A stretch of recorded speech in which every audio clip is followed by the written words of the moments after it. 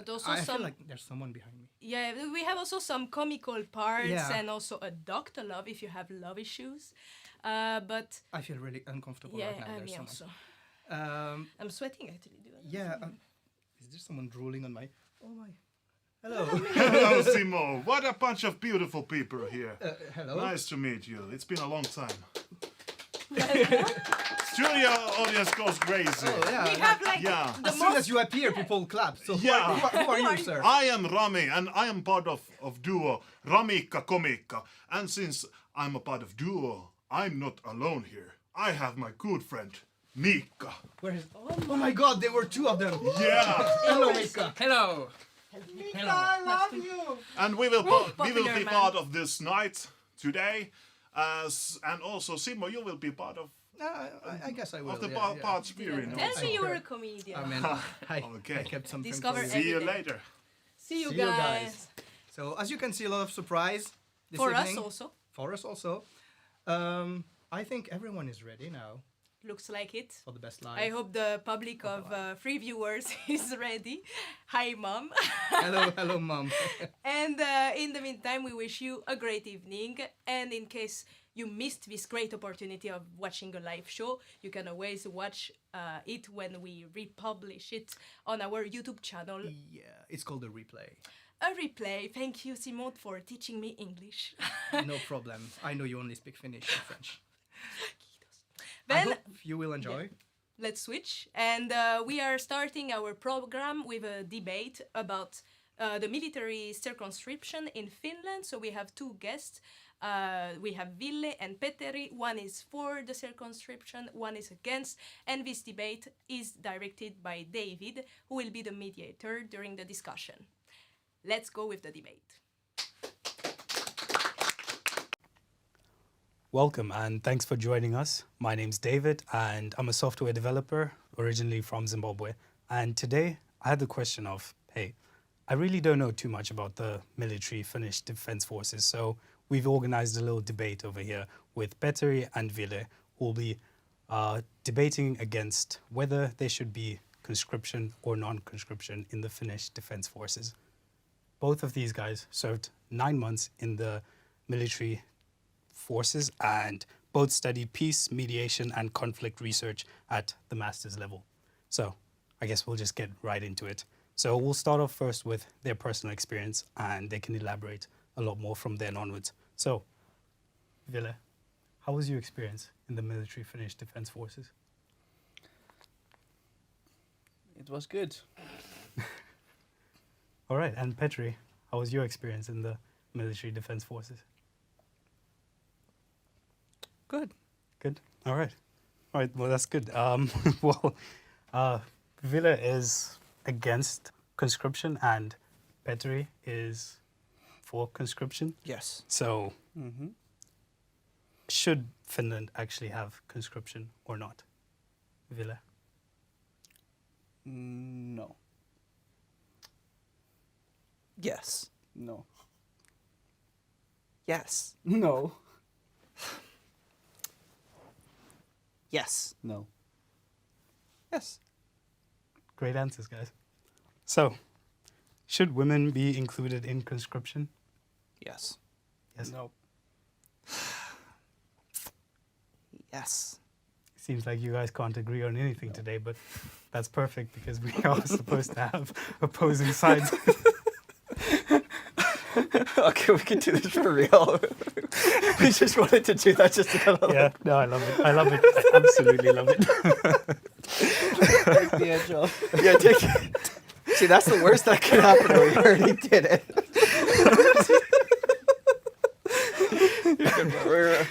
We'll do it for real this time. Good job, good job, good job. I really thought you were serious at first, but I asked, like, how was your experience? And you said, okay.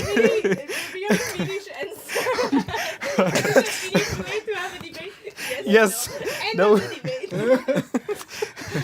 I was just going to read out all the questions and be like, well, Yeah, thank you, gentlemen. Great answer. Yeah. I feel very enlightened now. Okay. Yes. Yeah, we could. Yeah. That was a great start. Yeah. We'll do it for real this time. Okay.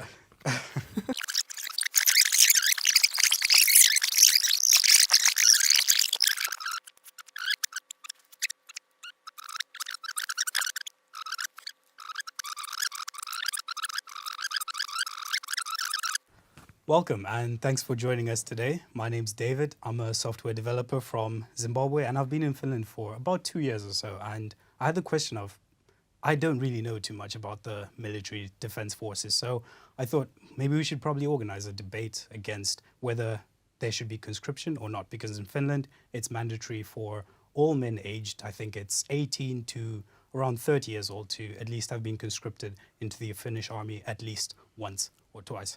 So today I'm joined by Ville and Petteri. They both study peace mediation and conflict research at a master's level. Pretty impressive. Oh, And they thanks, both David. did about 9 months of conscription themselves. So I guess we can start this off by having them both tell us how their experience in the military Finnish defense forces was for the 9 months that they were there. Ville, you want to lead us? Yeah, so it was pretty easy for me. I had a very easy position in the Finnish Defense Forces. I was a multimedia graphics designer, so it was mostly creating graphics for, my officers and some campaigns. I also took photography and videos, and I was also taking care of the social media. So I was very lucky to not go to the forest every weekend. You dodged the bullet there. Mm. I've heard some horror stories in the forest, weeks on end, and it's raining, and Yes. there's nothing but a tent and the nature to keep you company. Yeah. And I should have explained this, but Ville is, I think you can tell by his shirt, he's against conscription. And Petri, how was your experience? You know, it was really good. I had a little bit interesting experience seeing as I grew up in America and my Finnish isn't fluent. So I kind of went in there not fully speaking the language. So it was kind of like, the way I describe it, it was a bit like playing Among Us, but I was always the imposter. I'd see people cleaning and I'd think like, okay, I gotta start cleaning. They'd say something and I'd just kind of watch what other people would do sometimes and copy what they did. And sometimes I'd get called out and it'd be like, oh, not always fun. But no, what I did, I was in the Finnish Navy and I served as military police. And kind of like what the MP's main role is, like, you know, defending bases, searching and capturing like high profile targets, a little bit urban warfare, search and destroy, as well as like providing protection for like Finnish higher up military leaders and such. And I was also there for 9 months. And overall, I'd say it was really good experience. Learned a lot of things and a great place to practice Finnish. I mean, it certainly wasn't the easiest thing. There were some moments I had to go to the forest. I might push back against the being alone in the forest because I was in a tent with 11 other guys. Not the funnest thing in the world, but it certainly was an unique experience, shall we say. Yeah, it does sound like you had quite a unique experience. I can't imagine myself being thrust into this entirely new environment with a bunch of people around me, and I can't really understand or connect with them fully because they're all speaking a sort of different language from what I was used to. So. Yeah, it's interesting. I mean, most of them can speak English, so Yeah. that was very helpful when, you know, my Finnish couldn't keep up. But then there's also the Finnish inti slang, as they say. Like, the army has its own, like, Finnish words and slang for stuff. So not only did I have to, like, try to learn Finnish, but I was also trying to keep up with, like, the army slang. And Ville can attest to this. He probably knows a lot more of the slang than I do, to be fair. Yeah. Yeah. Well, it sounds at least like the army really kind of integrated you into the Finnish society. So would you say that that's one of the reasons why you are for conscription? Yes and no. I mean, certainly the shared experience with like pretty much every man in Finland is a pretty unique thing that you don't get in a lot of countries. Like at the church where I go to, sometimes like guys will just come up and talk to me and we just talk military because it's a shared experience we have. And it's a cause most pretty much all Finns like agree upon, like defending the country. But to say that's the main reason why I'm for it, I think would be a bit of a disservice for my argument. It's like certainly like a bonus, but not the main crux of what I'm trying to argue today. Sure. So what would you say is the main crux of what you're trying to argue today? So my main point is that conscription is necessary for the defense of Finland and preserving its preserving our country and society against our neighbor who's currently at war with Ukraine and let's just say has done a lot of things that would lead me to believe that they can't be trusted. So the conscription, I think, is definitely essential for Finnish national security. I understand that, and I think at least in my country, we're very lucky to have very peaceful neighbors, and it's not the same situation in Finland, and Yeah. I do understand that. So, Ville, why would you be against conscription? So there's many points, but I think there are alternatives.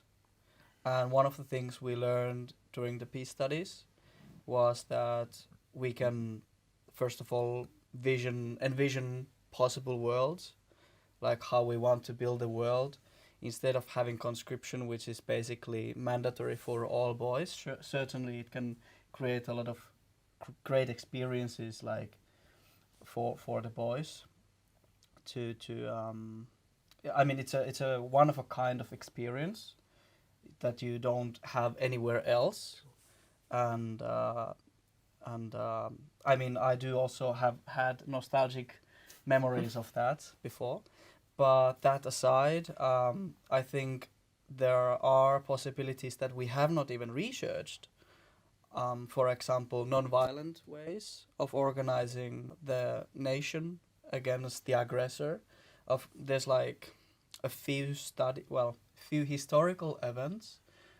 For example, in Denmark, Hitler attacked Denmark. I don't remember which year it was, but during the World War II. And they didn't resist, right? They said, okay, you can come. They laid down their weapons, but they did not, they resisted in their spirit. Okay. So they did not surrender to the Nazi Germany.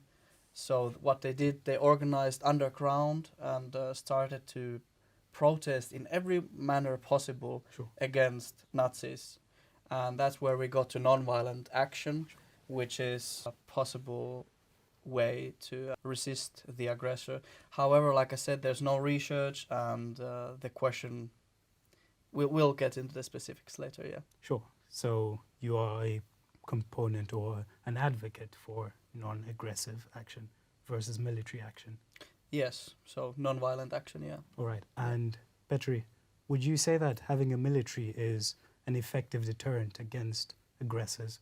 Say in the case that you've just mentioned, you have quite an aggressive neighbor, and that's one of the main points, at least for you, to have an army to stave off these aggressors. So would you agree with Ville's point that there may be alternatives? So to the first point, 100%, I do think having a military is a great deterrence against Russia. Regarding Ville's points, I do have some pushback on some things, but we'll focus on the first bit. I mean, looking at Russia right now and kind of how they're thinking and what they're doing, they aren't always acting in the most rational way. And countries don't always act in the most rational way. War, if we think about it, of course it's a dumb thing. It's stupid.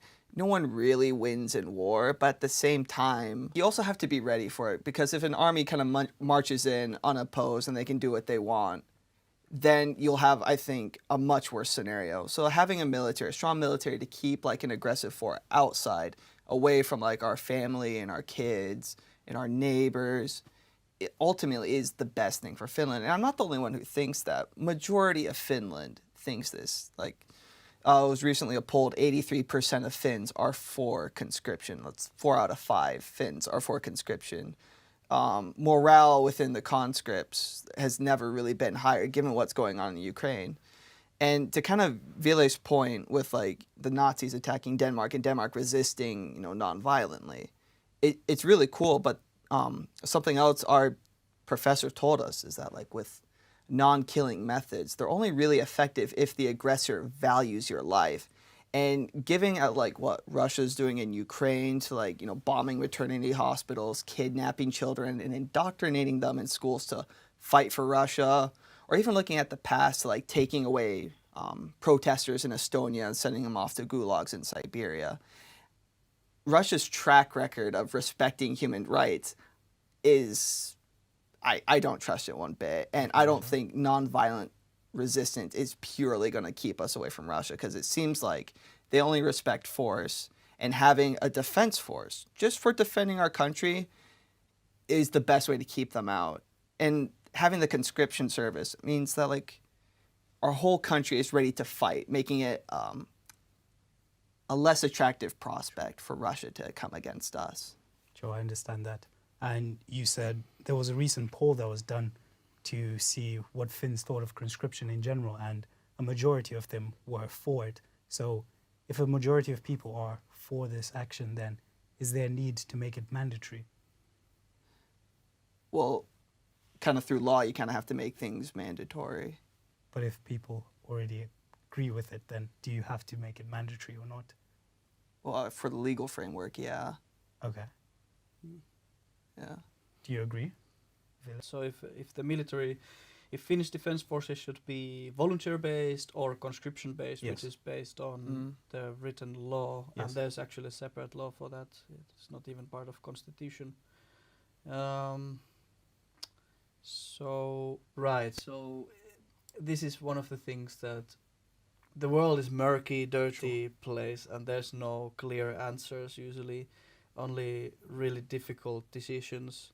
And if we talk about Finland, then even as peace advocates and non-violent, going for against conscription and more for the non-violent resistance methods, a volunteer-based army in Finland may or may not work, and who's willing to take the risk to do it.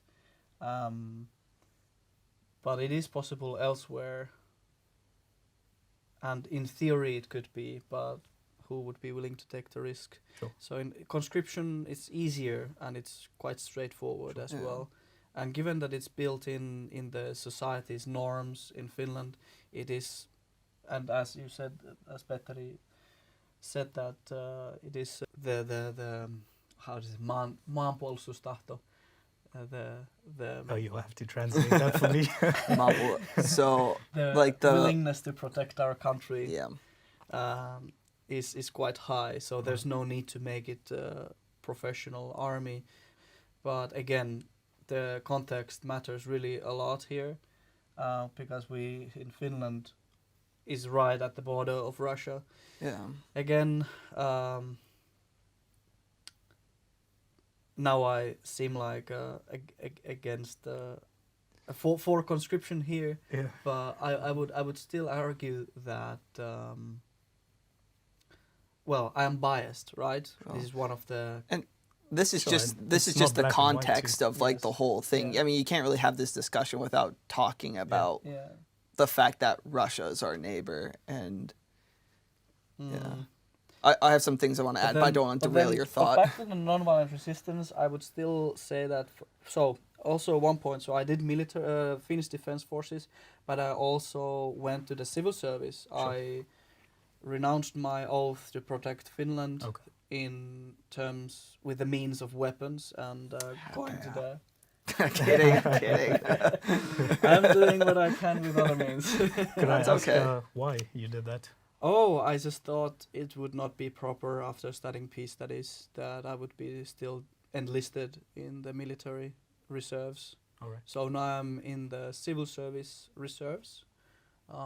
There's some different wording there, but anyway, let's not get into that. Basically, what happens when if and hopefully never some kind of a fight is with Finland and somebody, then we would be there to help with the fire and do what we can in the civilian setting. We would not go into the trenches and the forests.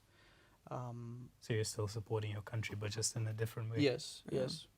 And both of you studied peace studies, but you are more of I'll help them from the side as a citizen, but you've joined the Marines, so you're more in the trenches. Well, What prompted that? Well, I think if one is to truly understand peace, one must study all aspects of peace, not just the dogmatic ways of not killing.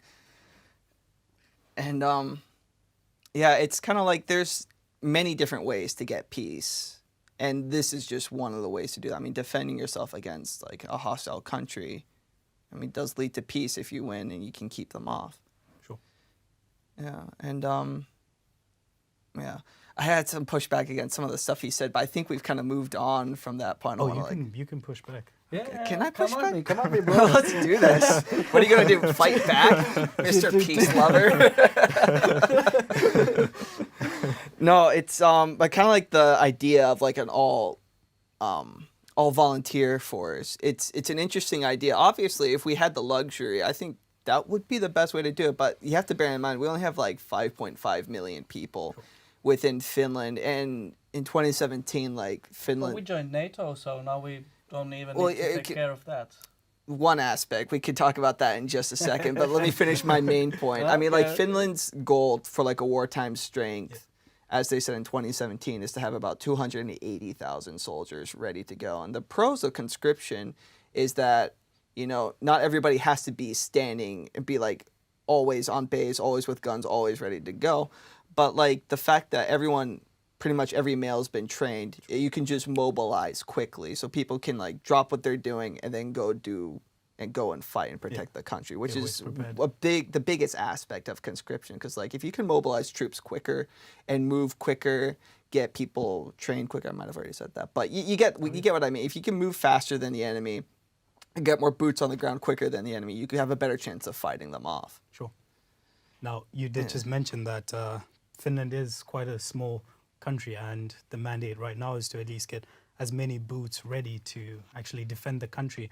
Now, do you then think that women should be included in the conscription just for equality's sake? It's a really interesting question. Like, first of all, I'm not opposed to the idea of women being involved in conscription. For equality's sake, I don't know. Like, just because I think I might be skating on thin ice, but I mean, I don't know the feminist position of this issue, if they even want to do that. Sure. If they do, more power to them. I mean, women can volunteer and they could fight just as well, if not better, than a lot of the That's guys. an interesting question. If they want to, from feminist perspective, yeah. Yeah, because like I don't know. mean, Yeah. they're like women have gone through a lot of sexism, the patriarchy. I'm 6'5", by the way. I'm sorry. Yeah, just put I that know in it's there. terrible. That's a joke. I'm actually 5'8". I'm a short king. No, but it's for like I can't speak to their side of that issue. The one benefit I could see to having women being involved in conscription is that having less people who have physical or mental issues who might have to fight to kind of like fill the quota of people who need to fight. Because I think right now we have around 800 to 900,000 people who can be mobilized to a fight, which is quite a lot. It's not nothing, and it has served as a really good deterrence against Russia. And then, given like Finland's history, like in the Winter War, like when Russia attacked us, nobody was really there to help us. I mean, sure, Sweden, Estonia sent some volunteers, but there was no official backing until like we actually went against them in the continuation war. Then Nazi Germany was like all for it. But And I'm guessing you want to say how it relates to, I guess, the gender issue, where women also helped. Exactly. A lot. It was the Lottasvärd. Yeah, exactly. Yeah, the, And I guess there's more than one way to actually assist. And Yeah, all. Exactly, yeah. Yeah, and with Finland actually joining NATO, does that affect your view in any way on whether conscription should be mandatory or not, considering that NATO does have numbers, and if Finland's ever attacked, then NATO will mobilize its forces? Well, I think it doesn't really change my view, but it does raise a really valid question. Maybe this changes views over time, but I don't think in the next decade it's going to change, given with what Russia is doing at the moment. But I think the conscription has really not only been as like a deterrence for Russia, but like as like a really good thing for Finland, as making us as an attractive ally. Like the whole country is ready to defend themselves, because no one wants to defend an ally who isn't going to defend themselves. Like, and Finland's ready to do that. And then also, to just dip my toes briefly into American politics, if Trump were to become president, I think NATO might be a weaker organization because of it. So I think it's always good to kind of be able to rely on yourself first, and any help from everybody else is like an extremely good bonus. And I'm totally all for NATO, and even Finland, like going out and defending our allies should like Estonia or Poland or Turkey be attacked. Sure. Can I get back to the gender equality question? Yeah. Go ahead. So, as Petteri mentioned, there's about 300,000 people ready to get their boots on and go to the war. But then there's what was 900,000? 800, 900,000 around about there. They're ready to. And it's like all the conscripts. But yeah, all the conscripts, right? So all the possible force, the number of people who can enter the force, right? Sure. So that given, it's unlikely that there's need for more people, as like for more women. Okay. So that would make it question like, okay, would it be then sense to, if the maximum number is about that, right? Then you would need to ask, okay, how do we make it even and fair for men and women? So then there would be less men actually joining the forces, and then women would be entering. Then that would be having to do with some kind of lottery mechanism or something. Perhaps that's fair. Sure. But then, even then, you get to the question of, okay, so when women enter military, it's a patriarchal organization and construct, so there's a lot of hierarchy, and so what that means is hierarchy and lots of men with power. Sure. So women are going to face a lot of difficulty there, and I've heard a lot of stories from my friends where there can be like sexism and whatnot, right? So it is difficult for women to be there. Surely there's some good experiences as well, so these are mostly anecdotal. Well, I mean, if we're gonna like cancel conscription because of the patriarchy, we're gonna have to cancel a lot of other things as well. I like it sucks, but it's in a lot more places than just the army. And if you want more anecdotal and evidence or like more experiences, Finland does have a show called Naisen Sotilas, and you can watch like women's experience within the Finnish Defense Force. Okay. All right. And Interesting. Yeah, what do most of the women say in there? If you can give us just a brief overview. I don't know. Like, I mean, in the show, you just follow their experiences, and like, I mean, But anyway, this is a question like really hard for. You would need women to answer this question. yeah, mostly we're as, just guys. No. We're not experts on this subject, like at It's all. very understandable. like, yeah. And I mean, you did at some point mention some sort of at least equalizing everything to balance out the number of men and women in the army. Now, what cost do you think that men play by being forced to conscript for 9 months? Oh yes, actually I remember a study I read about this, and there are some bad effects on this. Well, first of all, for the society. Give an example, I have a friend who went for the military after, and then had to do alikersanttikoulutus. What's that in English? Like the reserve officer training course. Reserve officer training course, right? So that's about 1 year, Okay. and he dropped out after 6 months, and realized, okay, he's not going to do this, and then he found he went to work, and now he's like paying taxes and a lot of taxes he's contributing to the society in a very meaningful way, and now he's expected to go to the military or back to the civil service, and to clean the floors. Well, like I said, it takes away the people possible increase for the societal economics and economical growth. So there are also people who are living, like many Finns, they live their they want to live by themselves. Sure. And then they have an apartment, and they have lots of other needs after that. Sure. So that's when Kela starts to pay. Okay. So the welfare institute in Finland, they start to pay for all of this. Okay. It sounds like Again, tax money is taken away from only to have a person in the military. yeah. And do you think that this is an economic wound that's worth paying for Finland in general? Oh, yeah, definitely. I mean, sure, like it's I mean, sure, there's a price to be paid, but I don't think there's anyone in Finland who's like super like against it all. I mean, I don't know how against it you are, Ville, but I mean, again, majority of the Finns are for it, and even like right now are even for like increasing the budget for like the military, and like supporting like But the isn't this soldiers. just an arms race though? We're just like all collecting more money for the military industrial complex. I mean, to defend ourselves against a hostile neighbor. Yeah, but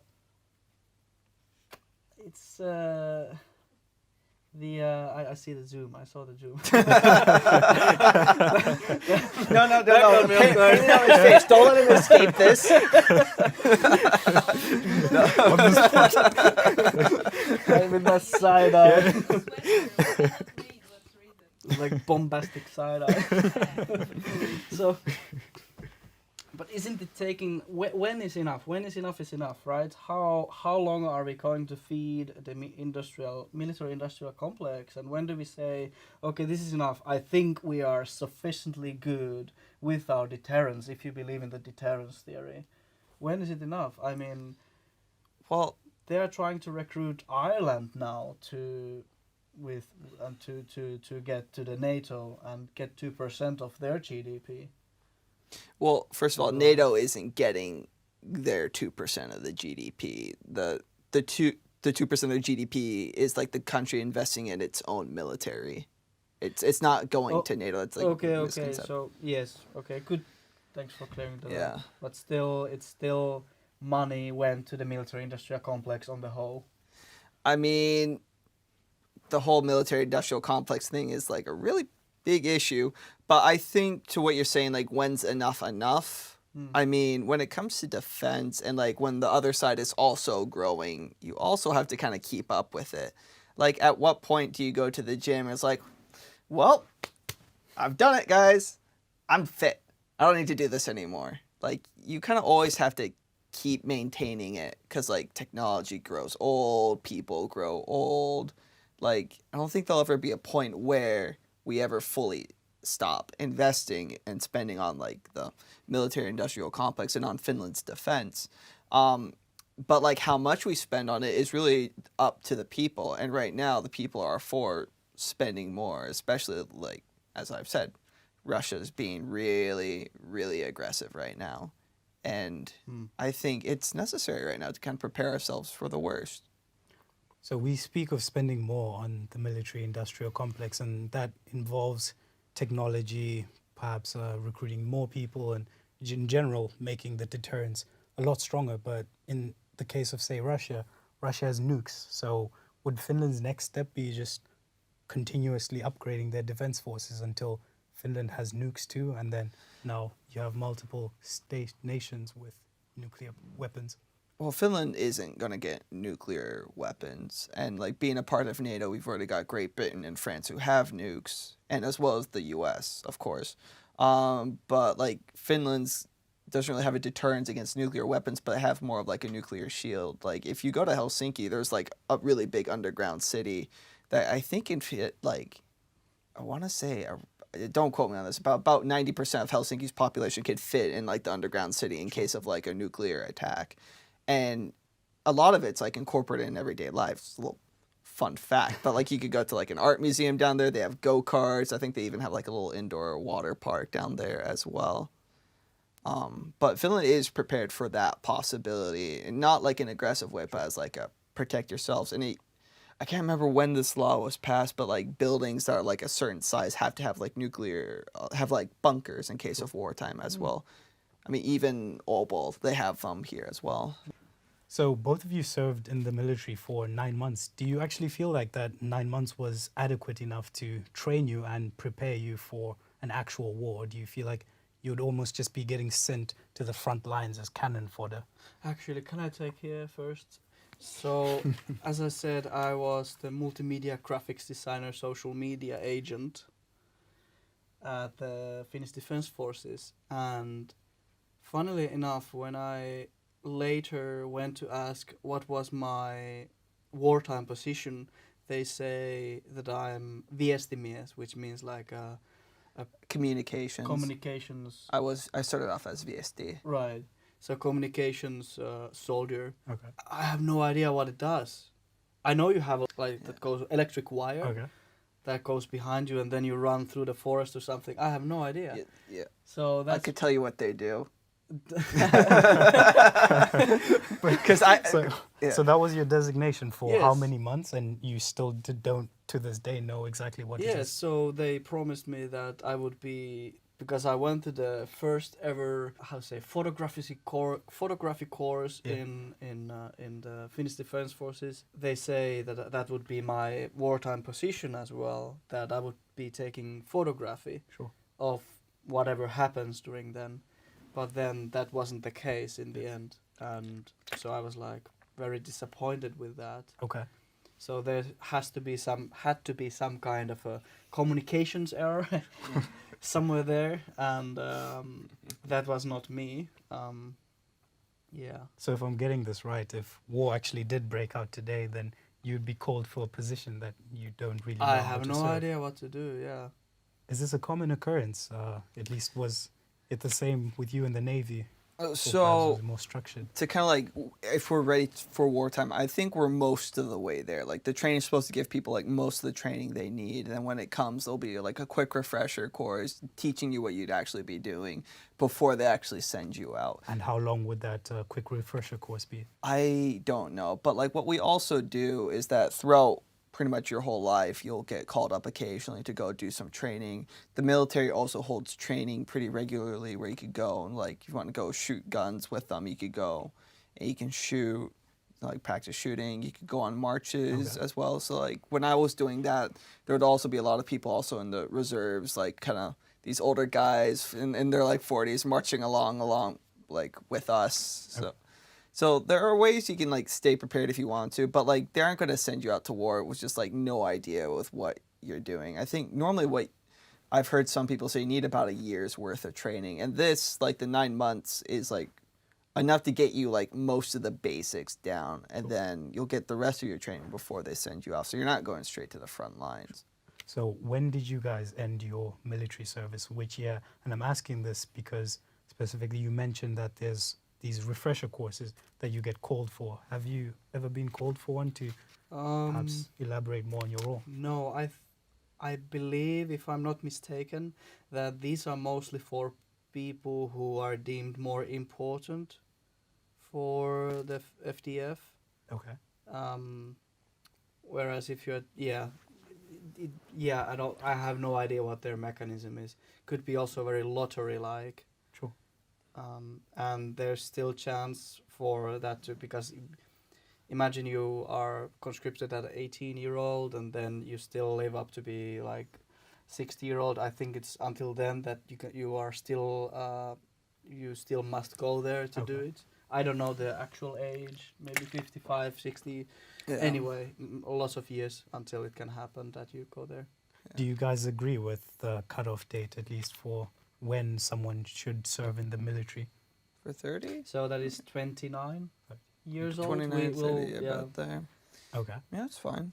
And in terms of immigrants, so if an immigrant, say, he's about 29 years old, comes into Finland and he's trying to just start off his life, he's found himself a job, which is quite difficult already for most immigrants, and then he gets a letter in the mail and gets told that he should go to the military to actually serve. Do you guys think that that's actually positive or not?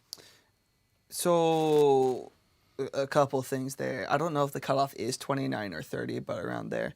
I can give you my personal experience because they're going to call immigrants who aren't Finnish citizens. You have to have Finnish citizenship to serve in the Finnish army. So, for my case, I was born and raised in the United States. My dad was Finnish, my mom's American, so I got my passport through my dad. I was about 12 years old when I got a letter from the Finnish Defense Force kind of saying, hey, we see that, you're half American, half Finn, living in America. That's cool. That's great. Just want to let you know you don't have to serve in the military. We're not going to make you come over here and do that. But if you do decide to live in Finland, then we will call you up. Okay. So when I decided to do my master's degree over here, I knew because I'd be living in Finland and before I reached the cutoff date, I knew I'd have to serve, and that wasn't really a problem for me. I was really interested in doing it because at the time I was like, oh, it's just the defense force. It's not like we're gonna be fighting anybody. Like, I don't think we'll be having any problems with Russia anytime soon. Famous last words. Yeah, I mean, I'm still confident about that. I don't think Russia is gonna mess with Finland, so I still think I made a good choice doing it. I was considering even doing military in America for a much longer period of time. So I was like 6, 9, or like 11 months of service. It's just defending like Finland. Like, yeah, I could get behind that. So. All right. And do you guys have any concluding remarks to, say, further strengthen your positions, or perhaps give props to your opposition? Whatever this guy has said today is cap. So I'll just. I kid. I don't speak Gen Z. No, I'm sorry. I would be saying that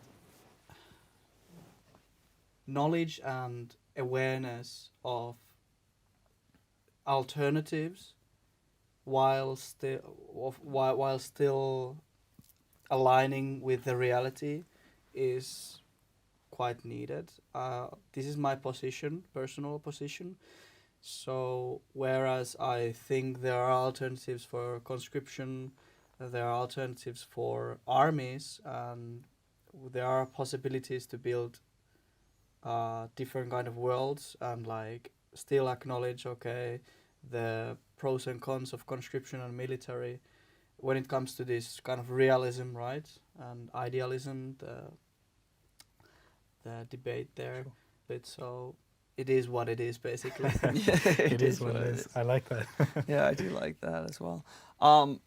Yeah, kind of my point of view, like to kind of boost up what Ville said, because like I'm not opposed to like looking into other methods. I think we'd be doing everyone a disservice if we aren't researching other ways to like handle conflicts. But I don't think it's enough to say like, oh, there's a better way and then just do away with conscription. I think that would be extremely reckless. But I definitely do think it has been like a huge source of like pride and like a key reason like why Finland has, a huge reason for like the way Finland is the way they are, and the way we've been able to kind of like keep ourselves safe from Russia, because it has been, I think, an effective deterrent, and really as like a foreign policy kind of thing, it's really been made Finland an attractive ally. Anything else I could add? I don't think so, really. I mean, Finland's for it. Like, most of the people are for it. I don't really need to go too much more in depth to kind of strengthen my side. But I would say it's like, I don't think conscription is right for every country, because like I think countries that have more people, they can afford to do like an all-volunteer force. A smaller country like Finland, our situation's different. I don't think there's any like clear-cut way to do one thing. Everything's like shades of gray, and context is everything. USA has conscription baked in its law that it can activate. We have a draft in wartime, but Right. like really, I don't think we're gonna need that anytime soon. So now you 'cause, have a professional army, right? yeah, it's Yeah. very professional. Best in the world. Best. Allegedly. It's the best army that God ever created. Okay, it's true. We Believe had me. a camera on this guy. Keep that in. Well, I think that was a very informative session, at least for me. I went into this not knowing too much about the military defense forces, and hearing Petri and Ville's experiences personally and their ideologies both has been quite enlightening for me. So I hope that you guys have quite enjoyed this debate and have actually learned something, and enjoy the next skit. Yeah, good job, David. Good job to you guys. I did nothing. I just sat here. Hi, everybody. Thank you for watching us, if you're watching us. I'm Maria, and I will try to be your guide today during this funny show.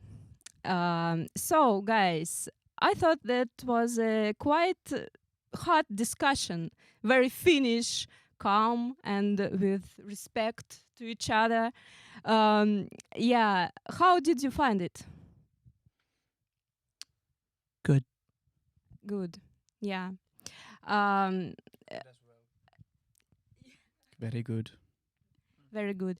How did you like your intermission? Your fighting, like it was very um, insightful for me and for you.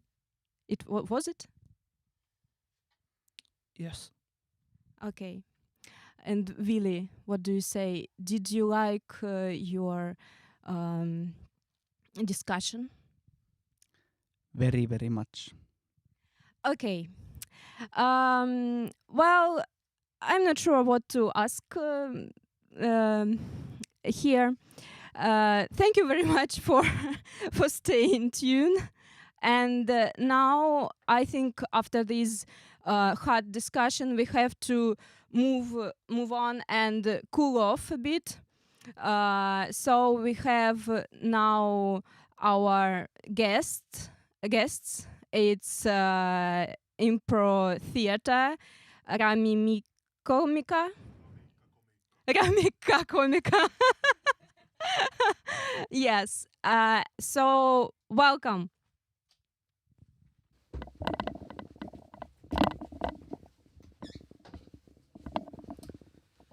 Good evening, and welcome to News,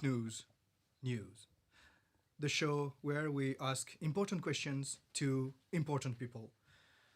Today, on this couch, I'm going to ask questions to famous and important politicians of Finland about their ambition and what they plan to do for this country. First off, I'm going to have with me here none less than the mayor of Turku, Mr. Baarimestari. Hello. Hello, Mr. Baarimestari. Pormestari. Baarimestari. Pormestari. Burmestari. Okay. So you've been recently elected as the mayor of Turku. How does it feel like to be newly elected and at this seat of great importance? It feels nice. I have a good feeling about this. You have a good feeling about this, and so do I. I've heard that you had quite some big plan for, and I quote what you said the other day on television, big radical changes in Turku. What do you mean by that? Well, let's just say that once I'm done, you won't recognize Turku anymore. Okay. In which way? I mean, should we be worried? Do we still, we will still have some kind of ancient building, some kind of, will the river will still be here? River is still going to be here because it's always nice to have some water around. But do you know all those playgrounds? I'm not sure I do. After I'm done, nobody will know about them. Okay. Playgrounds off. Ah, the playgrounds. Okay, yeah. Yeah, No, let thank- me tell you about something about children. Children are like bugs. They are important for the ecosystem, but nobody likes to look at them. Okay, so no children in Turku. Yes, there can be children, but let's keep them inside. So no playgrounds outside. Okay, so there will still be päiväkoti in the city. Yes, but we are planning ways to take children from home to päiväkoti without seeing them walking around in our streets. So how will you do that? Will you make up some kind of system to like some underground system to have them from päiväkoti to home? I was thinking about some kind of tube that goes around Turku. Okay, I haven't heard about that. I mean, it's not in my note. Is it some kind of new idea that you and your council came up with after you've been elected and that you didn't told people before they voted for you? It's still in the early stages, but if you read between lines, you see that I have been talking about it all the times.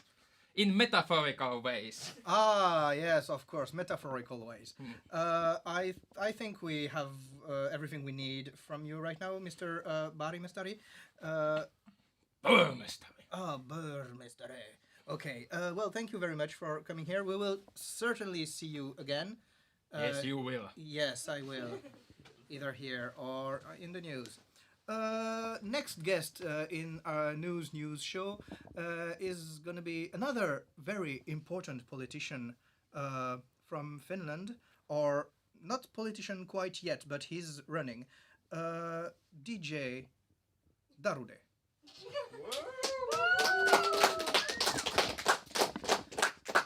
So, Mr. Darude, I was not familiar with your music lately, so I can read that you are a DJ, that you internationally recognized. How, are you going to make some new music or plan a new album soon?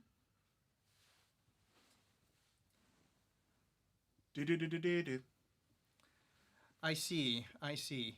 So today I don't receive you here for music, but apparently you decided to run for politics. What is going to be the biggest change what is the biggest change you have in mind for Finland?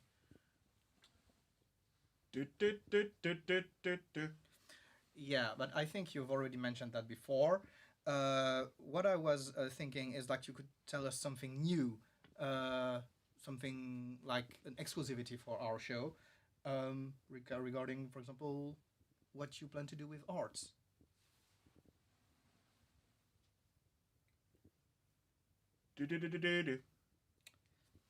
I see, but I mean, we are not looking here to have polemics. You know, we want your positive inside.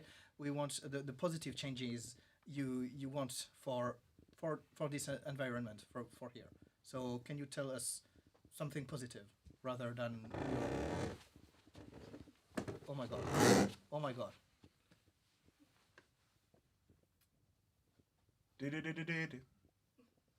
Yes, I know, but yes, but can you? I'm sorry, the debate was before. Yeah, sure. Okay, yeah, lesson learned. Well, thank you, Darude, the DJ.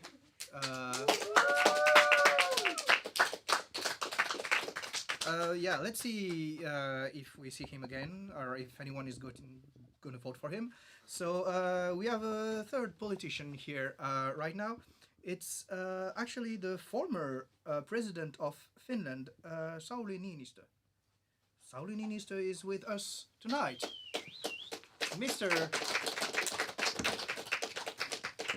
Yeah, Mr. Niinistö.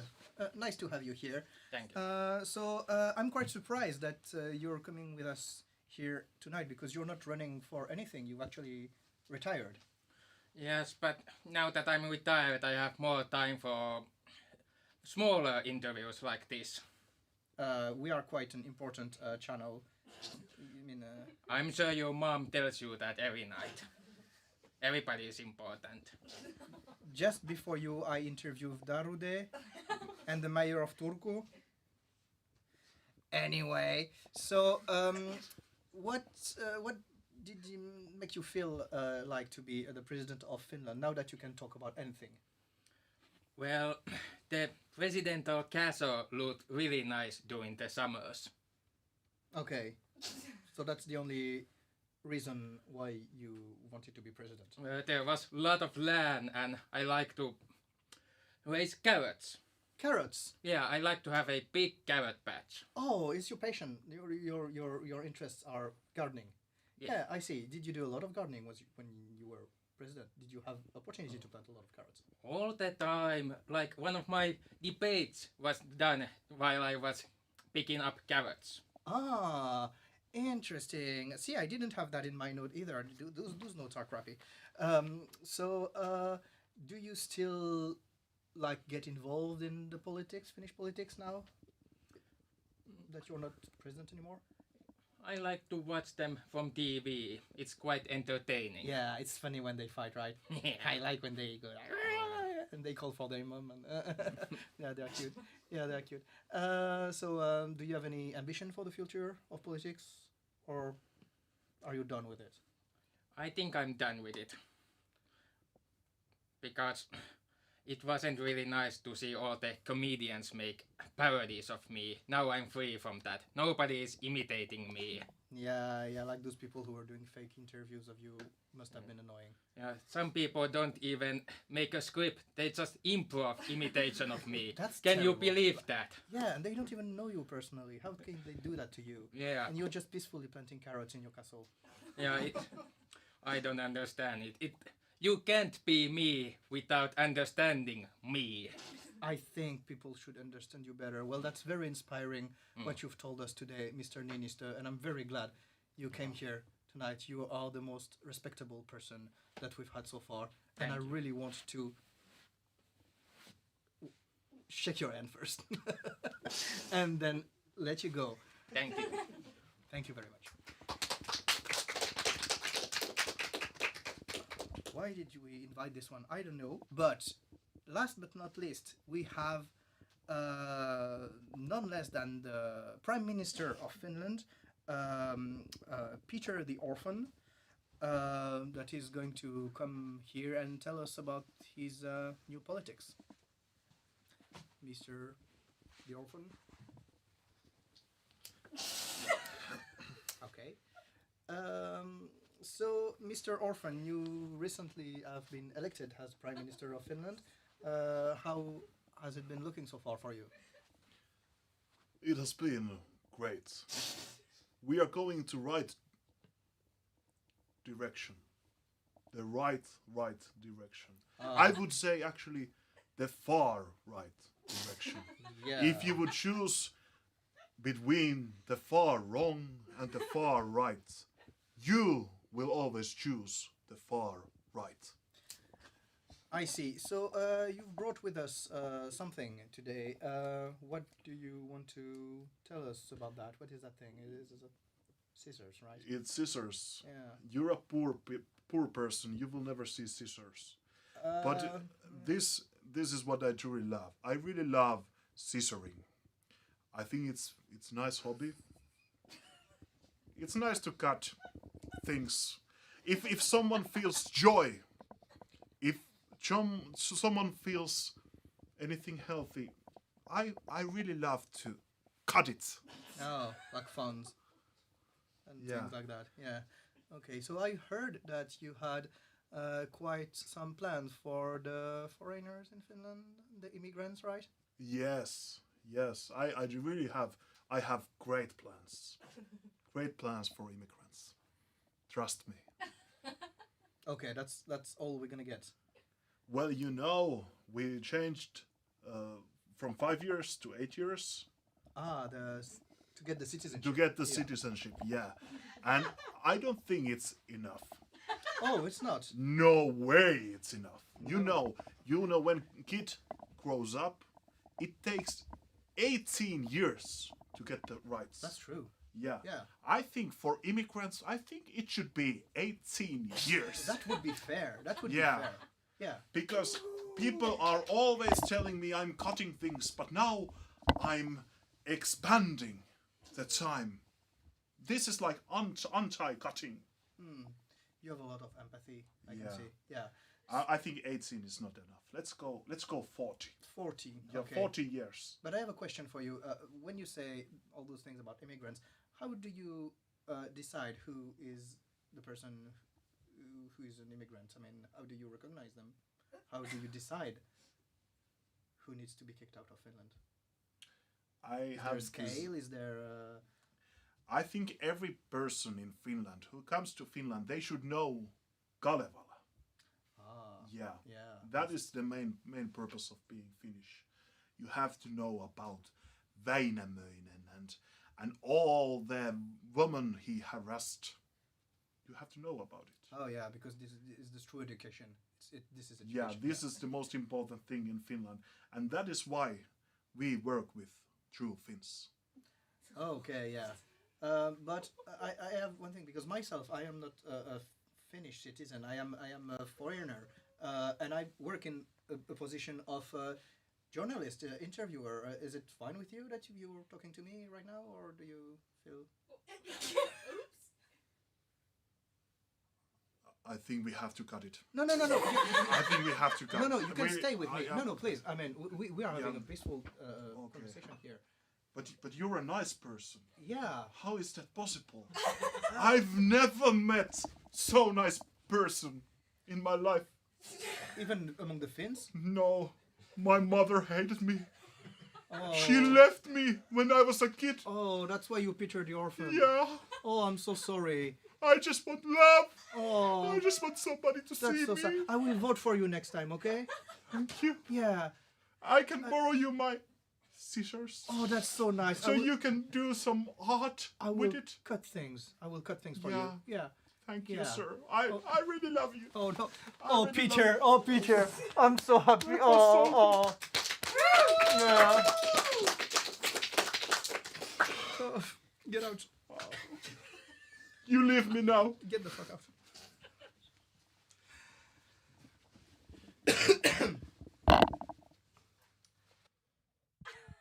Okay. Well, at least I know now where is my scissors. And thank you very much, guys, for these theater improvisations. So realistic, but true. Uh, and but now I think we need to talk about something really important in our life. It's love. So we are very happy to have today with us two specialists in this field, two doctors even. And you sent us some questions. Thank you very much for that. And are our doctors ready? I will. Yes. Excuse me, I'm interrupting. I'm just adding that it was a great interview. I mean, a great series of interview. I really enjoyed them, especially Peter, the orphan, who clearly needs attention and a bit of love. But otherwise, I hope you will enjoy this great Dr. Love show. We took real questions from our auditors, and we will do our best to answer them. Maybe prepare the next one for following episodes. Who knows if it's popular. But our experts are now ready, and I let Maria announce the transition. Well, thank you very much, Naomi. So, welcome to Dr. Love.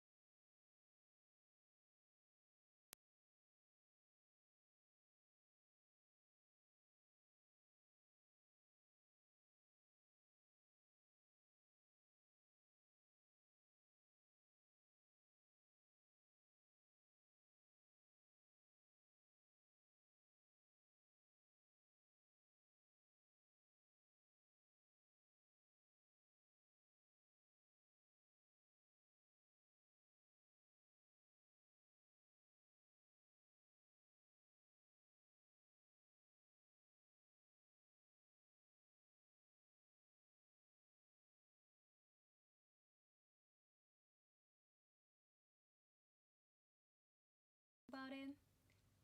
But how often are you having crushes? That's a fair point. Why are you in a relationship? Maybe you just have Maybe an you open belong heart. to the streets.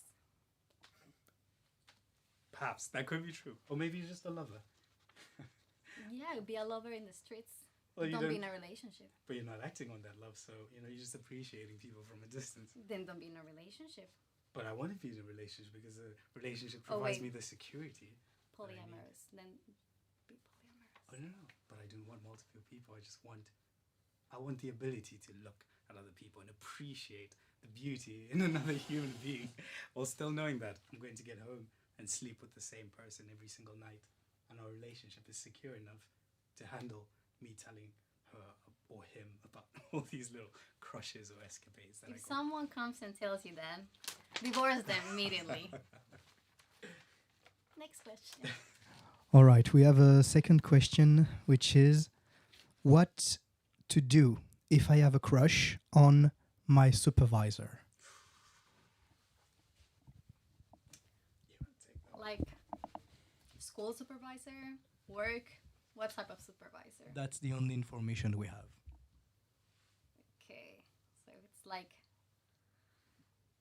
I don't know, depends on the age, I would say. If it's school, isn't it kind of normal to have a crush on your supervisor? If it's work, I mean, I hope you don't get fired. Is it a smart move? Think Probably about it. Maybe go get another crush. Like my friend here.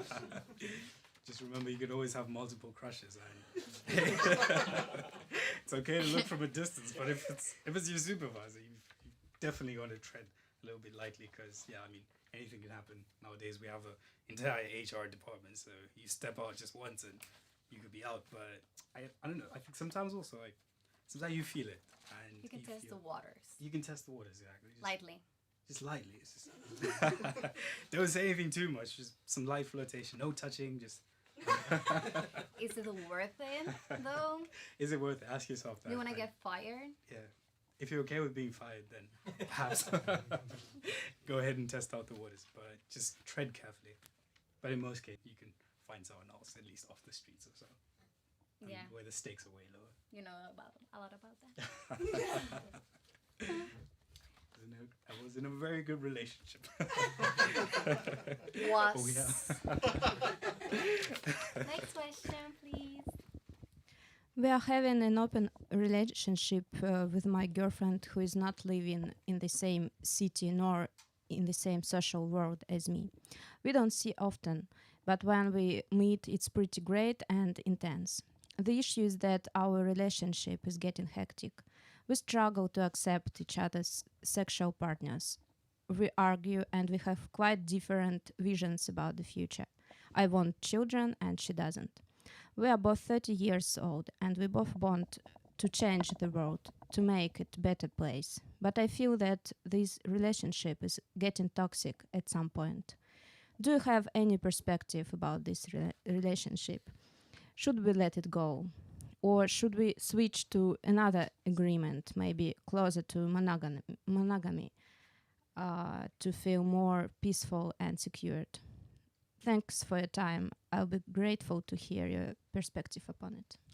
Well, definitely thank you for writing to us, but you just expressed very polar opinions, and you've said that you're in an open relationship, and usually perhaps in an open relationship, one of the biggest issues would possibly be jealousy. So you came up with a solution to maybe close the relationship, but that doesn't seem to be your issue. You seem to have very differing opinions, like whether you want kids and how you're actually going to structure your future. And I think if you can't agree on those fundamentals as two people in a relationship, then perhaps you guys, I don't know why you are in a relationship. Maybe, you said sexually, you're not even that compatible. So I would probably evaluate on why exactly you're in this relationship. Maybe you're just there because it's comfortable. Maybe you've stayed in the relationship because it's something you know and you're afraid to venture into something new. So I think with you guys heading in different directions, it's okay to close a chapter and really evaluate or reevaluate your priorities and think about exactly why you're with this person, and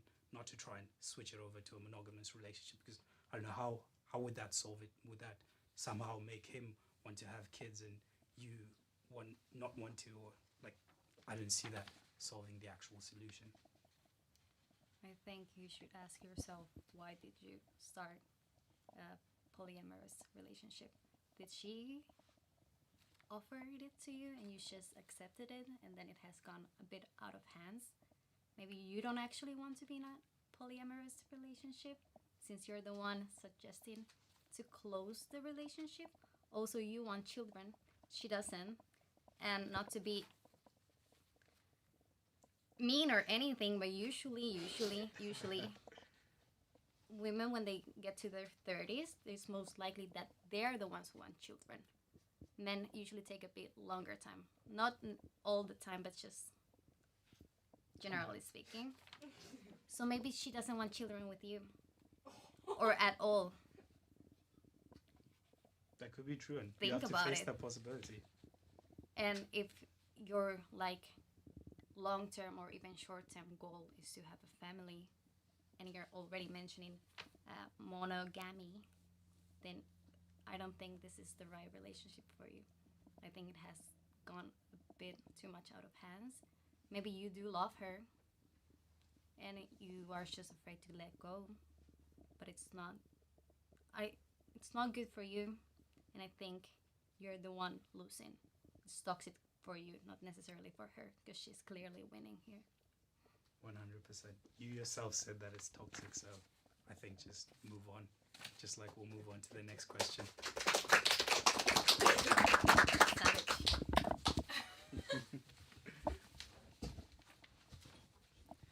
So our next question, in a couple, how important is it to preserve individual growth, person space and private time? Oh yeah. So I think it depends also with your personality. So I'll speak at least for myself, and then I'll just give a broader overview. So I tend to be a bit of an introvert, so I spend a lot of time alone, and I have to almost be reminded that, hey, you have a partner, so you can't just do this alone. So you can't over optimize on the self growth by just doing everything alone, because you have to remember that you are in a relationship. So I think try and find the commonalities between you and your partner, because there's a reason that you're together. There's a sort of future that you guys envision together, or if you don't have a future that you envision together, then perhaps make one. So with a lot of people, it's common to say have kids, right? And kids are a shared goal that you're going to have for perhaps 18 years. So you guys grow together in that experience. So just talk about what you guys have and how you guys see yourselves kind of evolving over time, and then try and make those your shared goals, so you can still participate in your own self-growth, but then still have some stuff that tethers you to the actual relationship, so you don't feel like the relationship is dragging you down, especially if you're very goal-oriented. Because if you are goal-oriented, sometimes you may just forget that you have a partner, and you may just like leave it behind, and the relationship starts to fizzle out. But I mean, what's the point of a relationship? It's supposed to build both of you together. So I think just find those common goals and try and work on it both at the same time. So, to preserve individual growth, personal space, and private time, I think you should always have that like as priority to yourself, because maybe you're in a relationship once, let's say a 5-year relationship, and you do so much for the other person that you let yourself like on the background. Let's say you break up, so you basically lost 5 years because you're not working on yourself. But if you're a couple, especially if you're like a serious couple, if it's just like, oh, we're holding hands, then who cares? But like a serious couple, then I do think you should involve the other person a lot in your life, because otherwise, what's the point of being in a relationship or marrying or a couple if you're just gonna do whatever you want whenever you want, then just be alone. Yeah. But like, priority yourself, but the building something together pretty high up. 100%. And I mean, as you grow too, if you keep your partner in in the back of your mind, then you both kind of wake up every morning and you look at this totally different person and you're like, wow, you're not the same person that I met 5 years ago. And I think that's a very exciting feeling to have, to know that your partner is almost constantly evolving and you guys are evolving together. To eventually you just sit there and you're like, wow, we've been through so much and we've changed so much. And I think that's the beautiful thing about having or being in a relationship, being able to look at your partner in the mirror and see just how both of you have managed to grow during the entire time of your relationship. So yeah, definitely prioritize yourself and remember the relationship. Next question, please. Hello. I had a big argument with my sister about a year ago and decided after this to keep very distant relationships with her. I remain polite, but I don't share anything intimate anymore. Recently she has been trying to break the ice between us, but I don't feel ready to accept her in my life. She has never apologized for what she did, though she clearly shows remorse in her behavior. Should I encourage her and risk another harsher argument, or should I wait to feel better about what happened before letting her back into my life? Do you have siblings? I do. I don't, so you can start. Well, I do have a sister, and with family, I guess it's a bit more difficult because you feel like you are tethered to them in some way. And I mean, you probably spent 18 years growing up with them, so there's obviously the emotional bond. But you mentioned that you've had this huge argument, and that huge argument kind of drifted or made you guys go apart. Now, I guess you need to analyze the actual argument. So ask yourself, one, how often do we get into these types of arguments? So you did also mention that if you open up your heart or let her come in, you're afraid that you'll have the same argument again, or the argument is going to be even worse next time. So then question yourself and ask yourself, like, why do we have this clash of personalities? Is that we just generally don't gel together? Like, maybe you guys are just very different people, and hey, that's okay. But maybe you guys are actually arguing because, I don't know, maybe the communication isn't proper and you guys just aren't understanding each other. So I think it's just really sitting down to evaluate, like, why do you guys keep arguing if you keep arguing, and what's your fear? So are you guys both adaptable? So can you both adapt to each other? And do you even want to? Because I mean, sure, it is family, and family is supposed to be the sacred thing, but sometimes you just dealt a bad hand. Like, sometimes you just have a really crappy sibling, and sometimes you just gotta cut it off. That's as harsh and as brutal as it sounds. But I mean, if it's something that's solvable, then perhaps look into it and ask yourself, like, why? Why are we fighting? And if you want to, like, you can go through that together with your sister. And if you guys have another argument, then hey, perhaps that's the clear sign that you need to maybe like move on. But I'd say try and really analyze the situation and find out why you're arguing and see if she's actually willing to change, or maybe you're wrong. Who knows? You don't really know your solution, your situation. I think depends on the argument. Yeah. Maybe most likely it's something foolish. Maybe you're making a bigger problem than it actually is. And you have to remember they're still your sister. They're not just a friend you can throw away. You can like not talk to them ever again. It's not gonna take out the fact that she's still your sister. So like, how bad was it actually? Are you just being petty? So I know petty people. That's true. I don't think it's worth it. If I had a sister, I will figure something out. I don't have to necessarily be besties with them. We don't have to see each other every day. But like, how bad could it actually be? Yeah. Did she murder your child or something? Then maybe don't talk to them. Hey, or maybe it Maybe was an they're in accidental jail. murder. Maybe it's an accident. You Maybe it's never- not that bad, you see? But if it's just, oh, you took my shoes, you always take them, Yeah. then just zip it up. Buy some other shoes. Buy your sister some shoes. Don't be petty.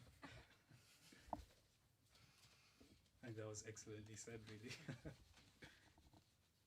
Try to make it work. Yeah. You clearly want to make it work because you're sending us messages. So I think just go talk to her. Not us. 100%. Ask your parents to get her involved. If she's stubborn, That could help. tell her Depending on you're your acting friends. like my father. Relax. Maybe don't say that. Say that. Maybe skip the last part, like everything else.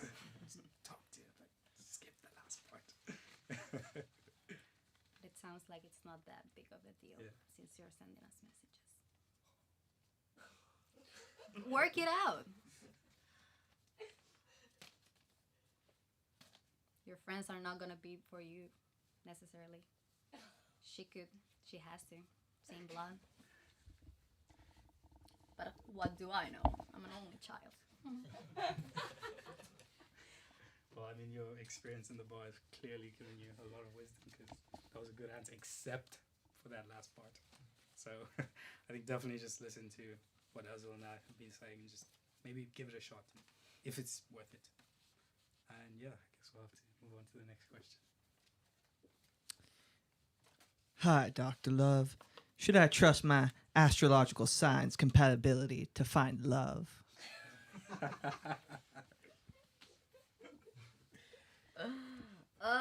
If my boss is watching this,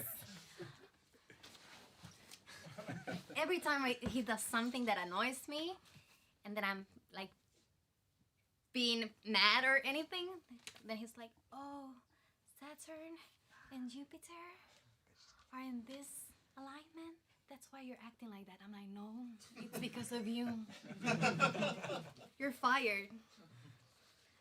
No, don't trust them. Sorry. Sorry, not sorry. God damn. Just use it as a guide if you want to, but very loosely. No, it's so general. Yeah, it's, Literally, you can read any of them and be like, "Oh yeah, that sounds like me. I'm so open, and I'm gonna meet someone, and the wind is blowing. Wow." Don't. God damn. Especially those from the magazines. What are you doing? What are you doing? Even I am if, so sorry. sorry, even if my friend is Capricorn? Oh, your friend is Capricorn? Yes. Take the horns away. Throw them. Honestly, if you're asking that, like, you probably shouldn't be using them, man. Just follow your heart, follow your mind. Don't sit there like, listening to like the astrological signs.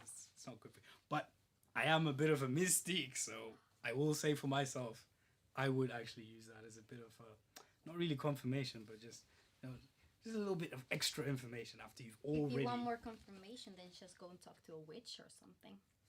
Same. Well, the witch is probably going to use the astrological signs, so, you know, I'm just like getting ahead of her there. Maybe the witch is playing with the devil. Maybe it's more accurate. She could be. Don't but talk to the devil. Don't play with the devil. Don't.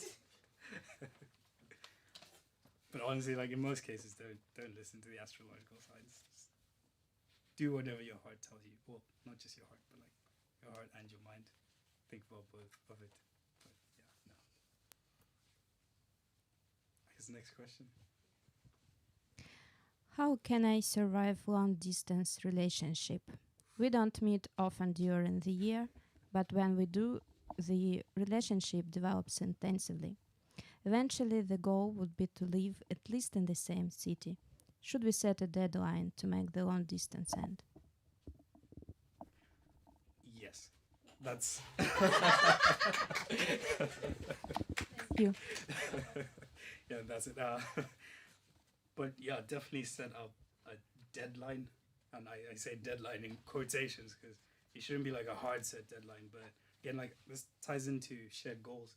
So if you guys have this shared goal that hey, in I don't know 2026 we're gonna live in the same place together, then that's gonna kind of lead you guys both towards like this self or personal growth, and you're gonna do whatever you need to do. And most of the times, it's most like a money thing or money, school, whatever's tying you down. So it gives you that like sense of urgency to actually wrap up whatever you want to do and then try and get into the same place. But hey, it can be hard, like especially when physical touch is like your love language and your partner's not there. But I mean, at the end of the day, like you chose this person for a reason, right?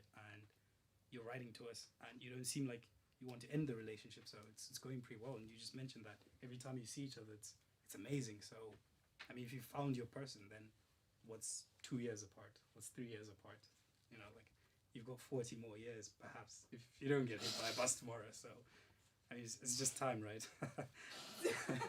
Nowadays we've got Zoom and everything else, so just do that. Like, sure, it's not the same thing, but you know, the cake tastes sweeter when you get it at the end.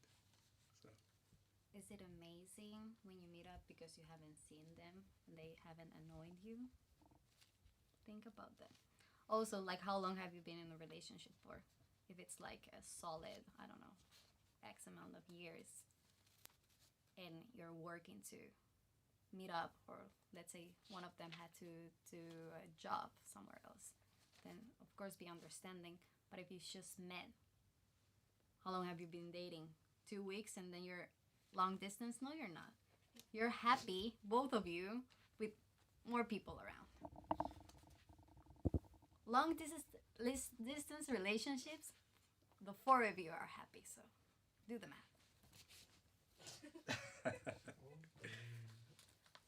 That's good advice. Like, I mean, if you just met this person, then sure, maybe like reevaluate it. But maybe if you guys are actually doing the long distance thing successfully, and it's just the 2 of you, not the 4 of you, then give it a shot. Like, I mean, it's just like, if you truly think about it, what's 2 years versus a lifetime with this person if they are truly your person? So try it, give it a shot. And I mean, I if it have doesn't met work, people that are also in a long distance relationship, Yeah. and they try to meet up every month in a different country, which is cute. Is it gonna last though? I'll let you know. I guess we'll just have to wait and see the reviews of a friend's relationship and see what happens. But I'm a sucker for love, so I'm just like, hey, fight for it if that's your person. Until it's not anymore. Yeah, until it's not. And if it's not, and it doesn't work out, and you've put in 2 years or 3 years, maybe even 5 years of your life, it will hurt. It definitely will. But hey, you just like get out, you chin up, and you just move on. I mean, right? it would definitely hurt less if you're not hanging with each other, you're not seeing each other. Sure, it would, but you still do have this Exactly. fantasy in your mind that, That's long distance. like, eventually I'm going to meet this person. So that fantasy is broken, and it's still painful, even though you haven't seen them for like maybe a year or so, because you like conjured up this image. Yes, finally, or when we're together, and bam, reality hits. Sure. Have you tried long distance before? I'm not gonna. No. For what?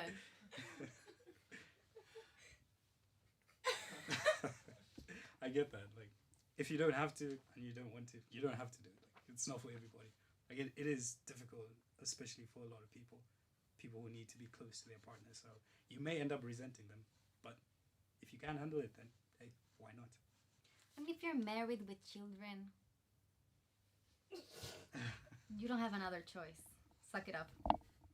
But if you're just meeting them, getting to know each other, don't.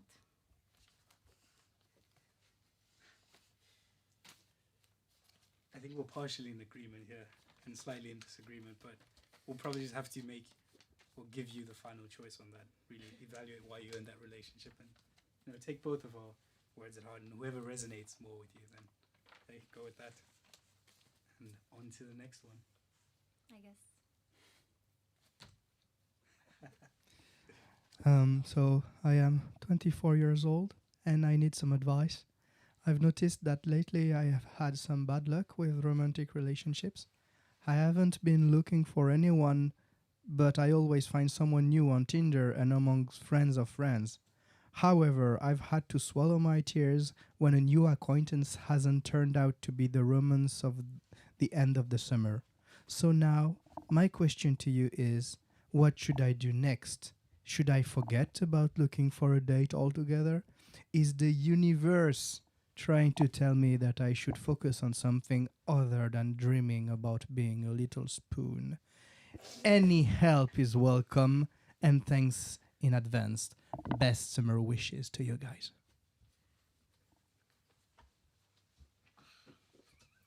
I mean, if you're not looking for it, it's not just gonna drop out of the heaven.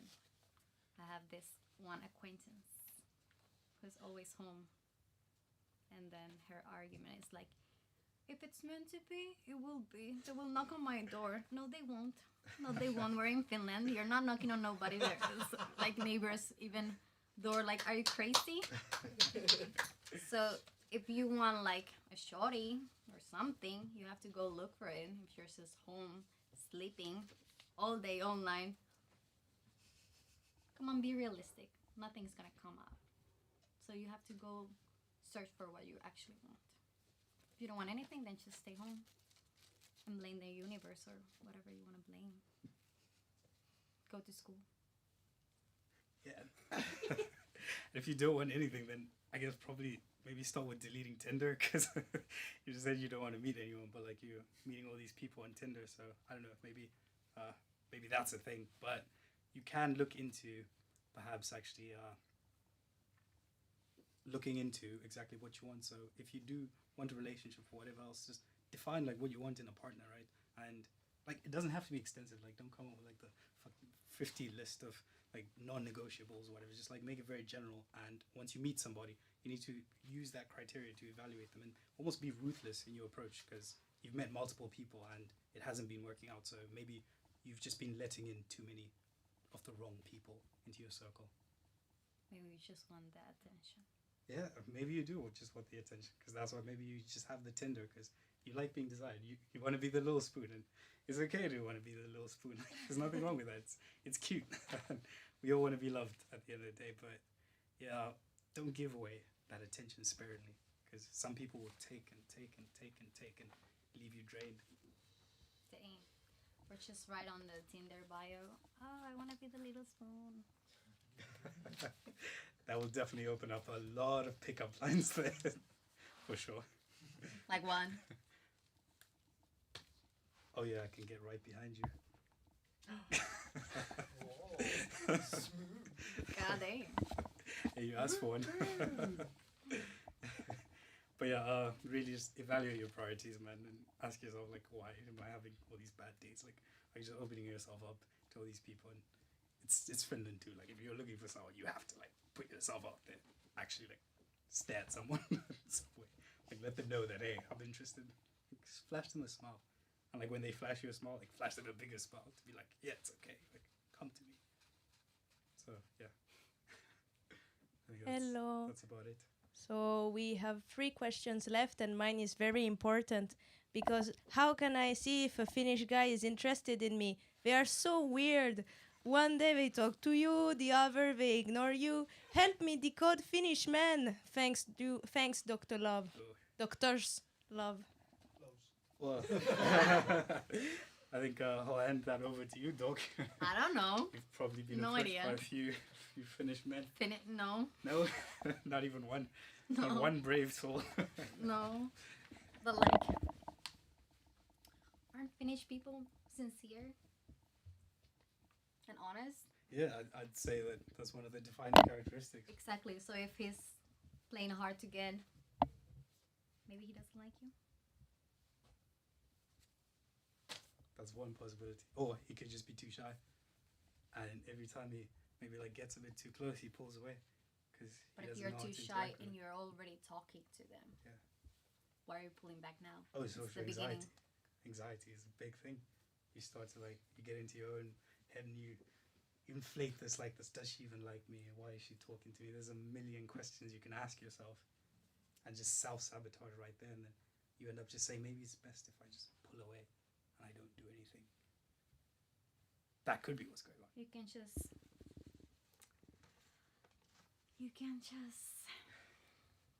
pull away and see how he reacts overall. Like, don't send messages or anything, that don't initiate things.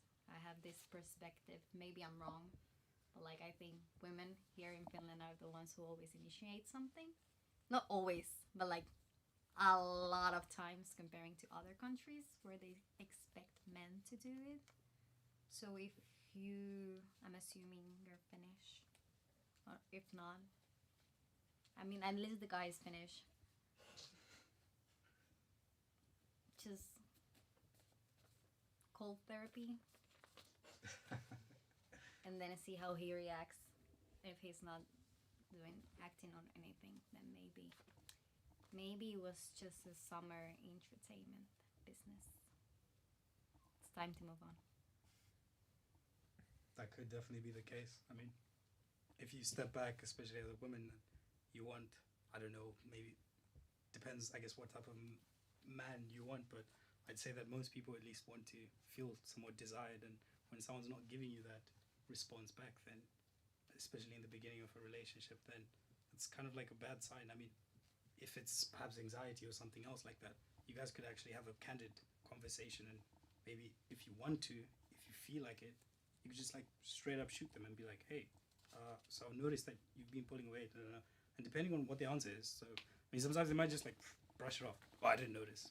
Hey, that's a red flag. I'm sorry, but that's their chance too to, if they have a vulnerable side, to really be honest with you and for you guys to kind of step up your relationship to the next level. I changed my answer.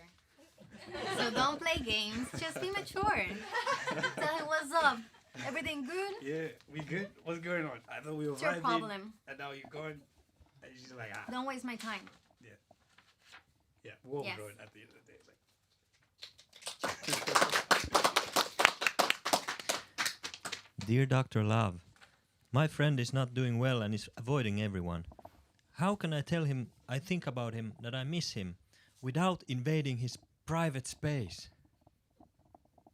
I mean, if this is your friend and you love him and you've seen that he's not doing a really good job and he's somewhat socially isolating himself, he's in a really delicate situation right now, right? So probably what you don't want to do is feel like you're constantly bombarding him, you know, asking him, hey man, are you okay? Are you okay? Are you okay? Because I mean, that can get really annoying, especially after a while. You're like, no, I haven't been okay for a year, but you keep asking me now. I have to like, I just flash on a smile and just say, yeah, like I'm okay and all of that. But if you really are like true friends or whatever, then you know you can still somewhat stay in their life and try and provide, I guess, just some lever still to reality, because that's all the person needs, just like one person, like one sort of attachment to the outside world. So just be that anchor for them if you want to. Because I mean, say sometimes someone can be in this state for like 20 years. Do you have 20 years to be that anchor to someone else? Like, you know, if you actually see some sort of progression in their life, then I think you can put in just a little bit of effort. So, you know, like visiting them every once in a while, but perhaps not for like prolonged periods, because obviously like he's probably low energy and all of that. So, you know, just test the waters and go very slowly and just kind of let him or her know that, hey, I'm still here and I'm still thinking about you and I'm not going to leave you anytime soon. So whenever you're ready, like we can do this. And if you want to, you can, you know, pry very slowly, just without, you know, asking too much. Are you okay? Are you okay? Are you okay? You know, just like steer the conversation into whatever direction. Like, hey, you know, I've noticed, like, what do you spend your entire day doing? How are you feeling? Something like that. Like, you know, don't make it very obvious that you want to just check up on them. Are they okay constantly? They need to feel like, you know, you're there for them and you see them as a person instead of someone that they just need to constantly like check up on. I think that's my advice. Just be an anchor to them if they show progress. If not, okay, I'm a bit ruthless, so maybe it's time to cut it off. I'm assuming you're close enough friends that you're asking advice, so it's not just someone random. And if I see my close friend in some distant situation, I feel that I have the necessity and the responsibility. But like, I want to know what's going on. Like, I understand you don't want to, let's say you don't want to see me or anything, like you want to be by yourself, let me know.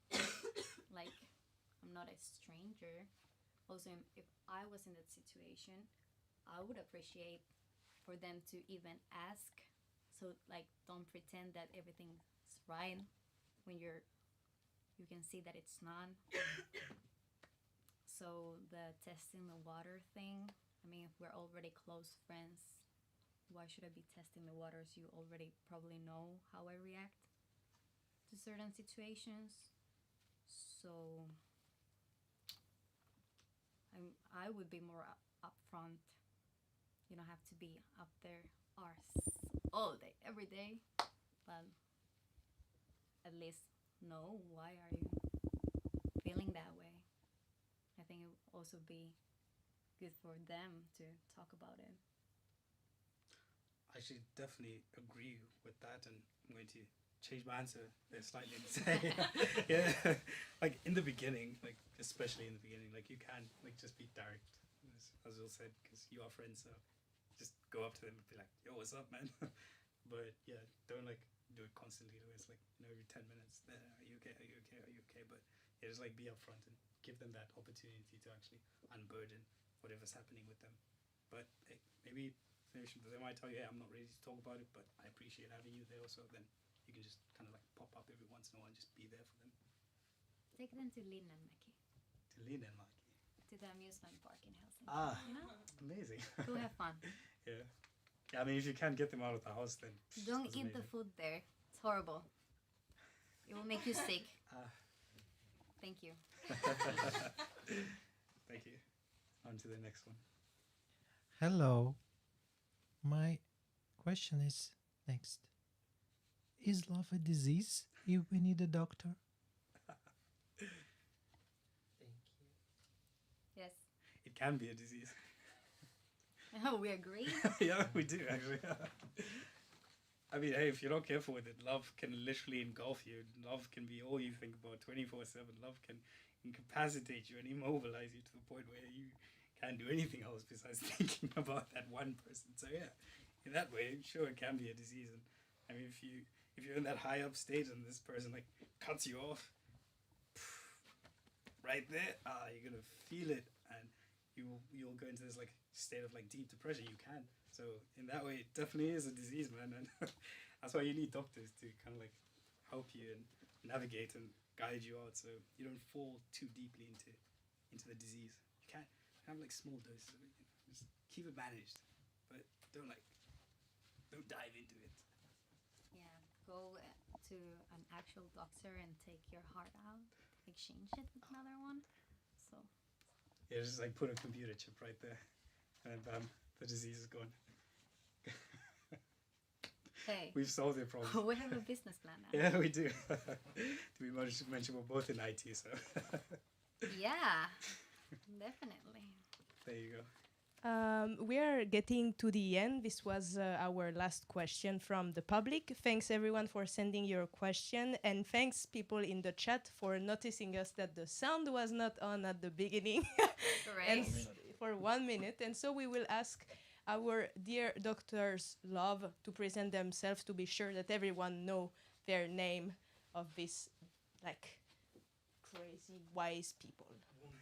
Wonderful advice. Hey, well, we're definitely just running around here blind, just like everybody else. But you know, you kind of like lead. One person finds a path, you follow them. They get lost, and then you find your own path. So definitely don't take us 100% as experts. Would never claim to be. Well, but I'm you should David. take my advice. I am Azul. I have a doctorate in life, you know? Amazing. So, All those years working at the shop, man. everywhere. I get tea everywhere, every day. Mastermind. There we go. Big brain moves. Well, thank you for joining us.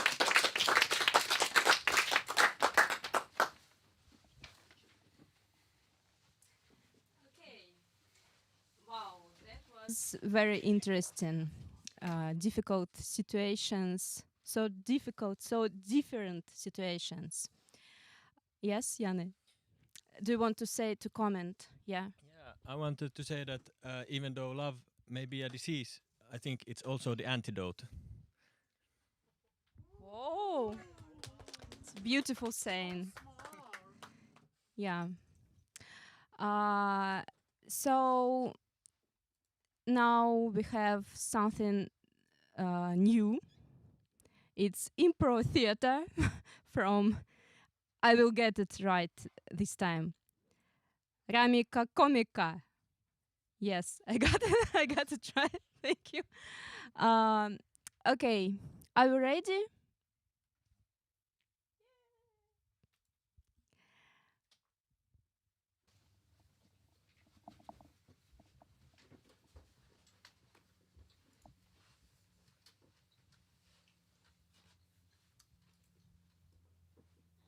Hello, everybody.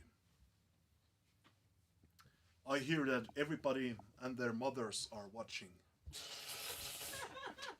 My mother was supposed to watch it. I told her to watch it, but she destroyed her TV. Tomorrow I bring her a new one, so maybe she can see it on a new TV screen. Also, I gotta say, I love the new bottle caps. This is an official announcement of it. But I'm not here alone. I have two friends that I want to be with here tonight. Mika and Simo. Welcome.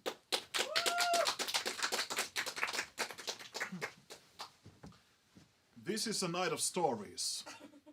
Each of us is going to tell a story of Turku. It might be a story you've never heard about, or maybe you have captured a glimpse of it. But the thing is, most likely, these stories you will never find in a book, because these are stories that are only orally told. Simo, do you have a story for us? Well, there is a very dark urban legend in Turku. It's a legend about a mysterious man who has been roaming the sides, sorry, the emotion takes me because it's a very dark story. A mysterious man have been roaming the sides of the Aura River for quite some years now. Some say he's a real man, some say he's a ghost.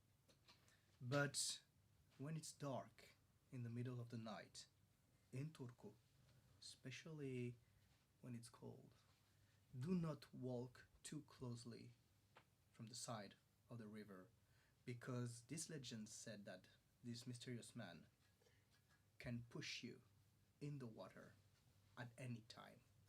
He can come out from behind a bush at any moment, push you, and he has become famously known as the night pusher. So some people say he's a ghost, and indeed, there was a brother of a Swedish king one day who got exiled in Finland, and he now haunts the whole city of Turku. Why would he push people in the river as a punishment is a mysterious thing, but we're not here to make guesses, aren't we? I know one detail about this, because every year there are reports of these incidents of people getting pushed into the river. But there is one year there wasn't a push in the river. And that year was 2003. And do you know why that is? That is a year when Suga Babes made a song, Push the Button. And that is a time when they needed Night Pusher to push the button. Yeah. Yeah. Because I heard that Finland is a country of people who like collecting things and who have obsession about one precise thing. So it could be that these night pusher, river pusher, just need things to push. Yeah. So maybe we should make more songs about pushing buttons so the night pusher doesn't kill anyone anymore. So, dear viewer, if you are an artist, make a song about pushing. You can save lives. Mika, do you have a story for us? Yes. In Turku, we have a park called Seikkailupuisto, or in English, Adventure Park. When I was young boy, there used to be statues. One statue of a naked woman and other statue of naked man. They were huge, like a giant statue, not a normal size statues. And everybody used to say that, oh, the woman, that's the statue of mom, and the man is the statue of the father. But one day, these statues were gone. Gone. And of course, everybody speculates what happened to them. Did they stood up and walk away? Or were they removed? And why? Why were they removed? Does the city of Turku have something against fathers or mothers and children climbing on fathers and mothers? Whoa. I heard that these statues were pushed to the river. I have a story of this, and actually, I think it is linked to the story of Mika, of the statues of Seikkailupuisto. I have a roommate from Ethiopia, and when he arrived here, he said, "This is like heaven." And I myself, I study theology and religious studies, and that this is not like heaven. This is a story of this is actually a story of Tälpuol ja Toispuol jokke. Tälpuol jokke means this side of the river, and Toispuol is that side of the river. And actually, I heard about this during my studies, that Tälpuol is actually the heaven. It's the paradise. It is about Adam and Eve, the statues of Seikkailupuisto. You are saying they were pushed out of the heaven. They were pushed out of Tälpuoljokke to Toispuoljokke, to Halinen, to places that are dark. Yeah. And do you know the placing of Posanka? It is Tälpuoljokke. And for real, Posanka, it's the god. But I heard that once it was possible to get inside of the Posanka from the bottom of the Posanka. Does Yeah. it mean that you can become one with God Yeah. somehow? That is spiritual experience that you can get close with God And within and it- actually inside the God. and you can find the statue of this puesto and be pushed back to heaven. Yeah, I really like talking about pushing things. yeah. But here we are. These were the stories of Turku. Think about this. Think about Tälpuol. Think about Toispuol. Think about walking by the river, not too close. And think about what stories do the statues hold. Good evening to you people.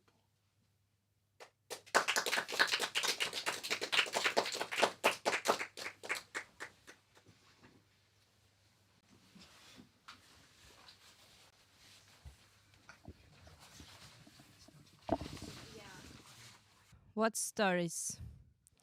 It was I had a stroke, I think. Like it was I was very afraid to hear these stories. I don't know what about you guys, but for me it was very surprising and yeah, I was very scareful.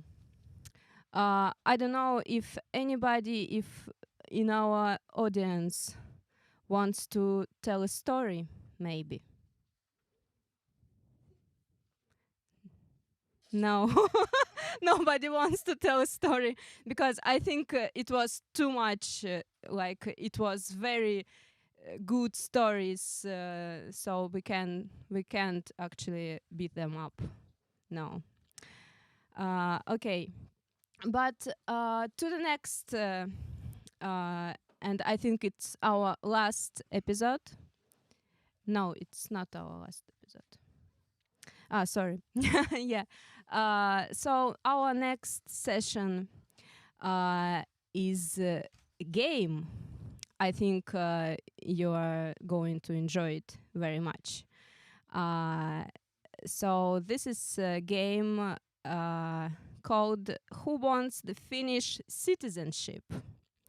And we have 4 participants, which are very very interesting characters you will see. And we have the master of this game. Actually, I forgot his name, but it's okay. The master. It's the master in a hat.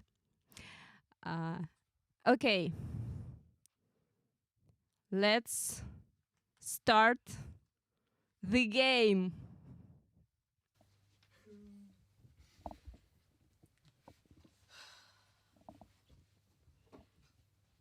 Good evening, everyone.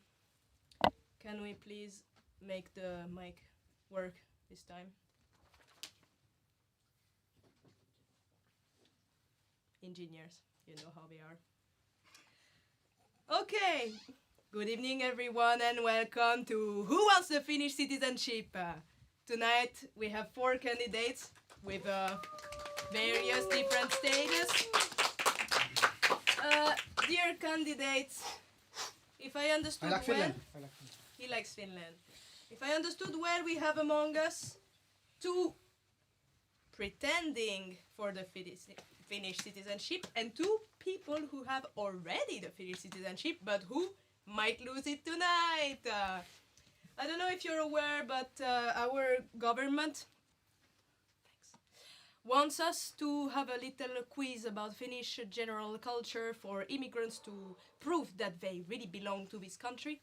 And so tonight we prepared the best of the best, the hardest questions for our true citizens to prove themselves.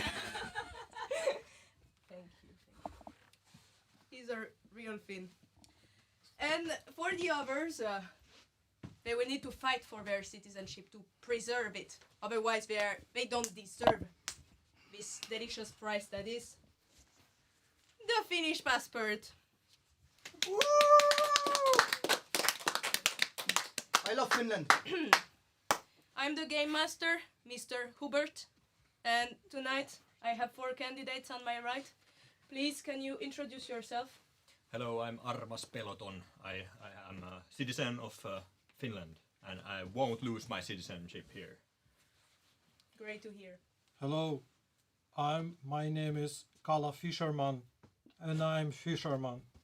I like fish, and I like fishing, and I like Finland, and that's why I want to get Finnish citizenship. Actually, I think we need more fishermen here, so I think I can give you my citizenship. No influence during the game. Next one.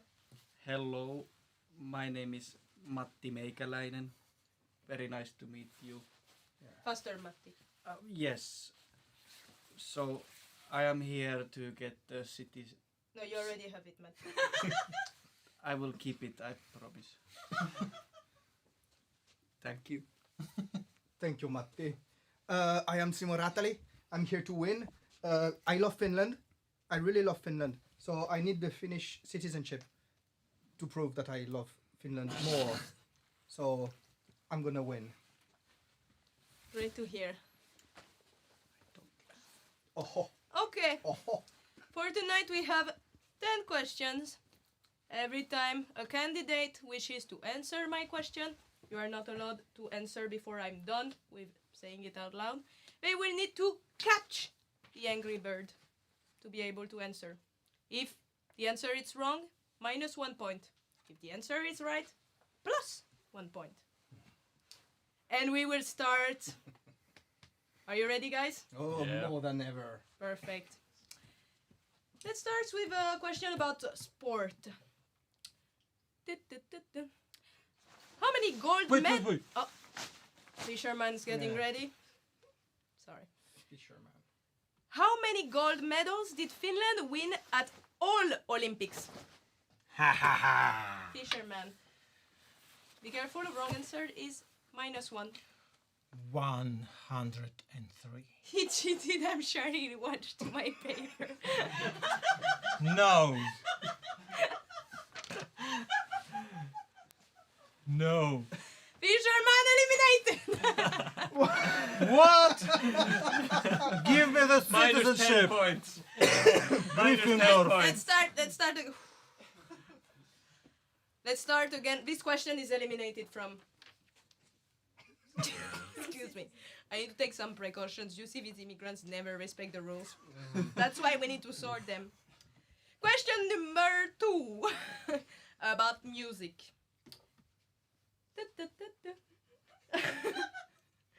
Who was representing Finland during the last Eurovision contest?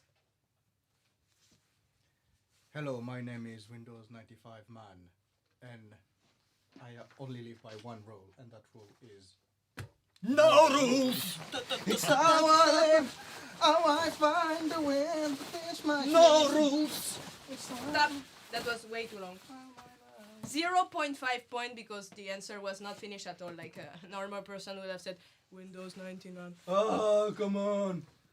99 or Mitä 95? vittua? Question number 2 for now. What's your name again, young man? Simo Räätäli, I'm here to win. I love Finland. Simo Ratali, love Finland. 0.5 point. Question number 3 about literature. Which one of these books was not written by the author Sophie Oksanen? A. The Purge. B. Stalin's Cows. C. Comrade. Comrade. Great answer from Mr. Armas peloton. Armas Peloton. Excellent. 1 point for Armas Peloton. Question number 4 about common sense. That's the theme. What is the best city of Finland? Fisherman. Turku. Excellent answer. 1 point for Fisherman. Yeah. We are at 1-1, 0.5. Dear Matti, it will be time to chop. Huh? Chop.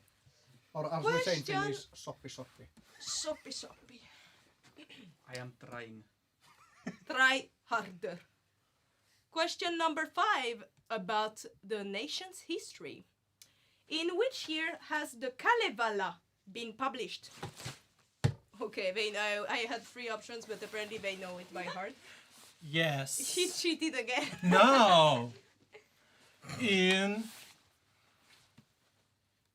1827. And this is -1 for No! Mr. Fisherman. Okay. Should go back to fishing. Possibility number 1. Okay, listen to the 3 possibilities or it's -1 immediately. A. 1756. B. 18,035. C. 19,001. I said it. 1835. No. I have my No, keep going. I have my bird. B. Fisherman, behave or you're eliminated. B. He is not playing by the rules. I agree with Matti. What? One more move, and you're out. I'm calling Migri. Am I allowed to grab a bird? Why did the bird change? Put back. What? Put back. Who stole the bird? Everything What? changes in life.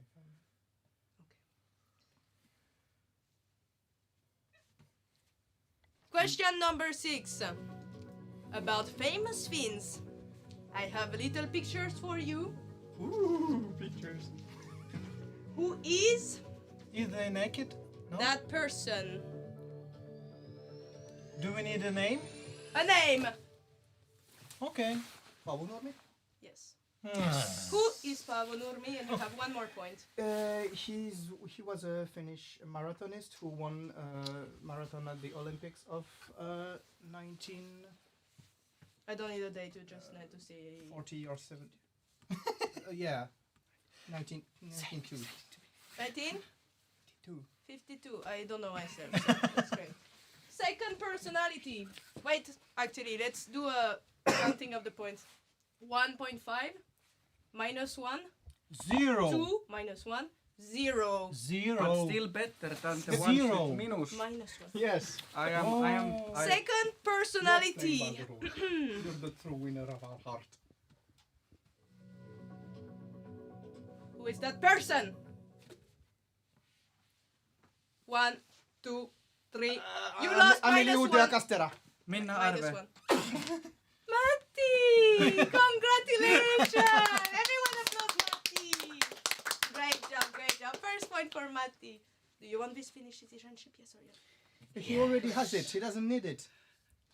He wants second. Excellent, Maybe. I need dual excellent. citizenship. We are at 0.5. 1, minus 1, 2. One command. Let's go back to the questions. Stop the count. Question number 7 about food.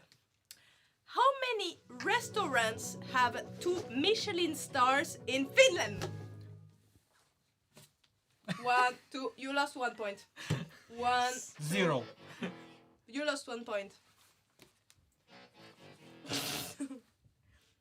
Do I lose a point if I answer?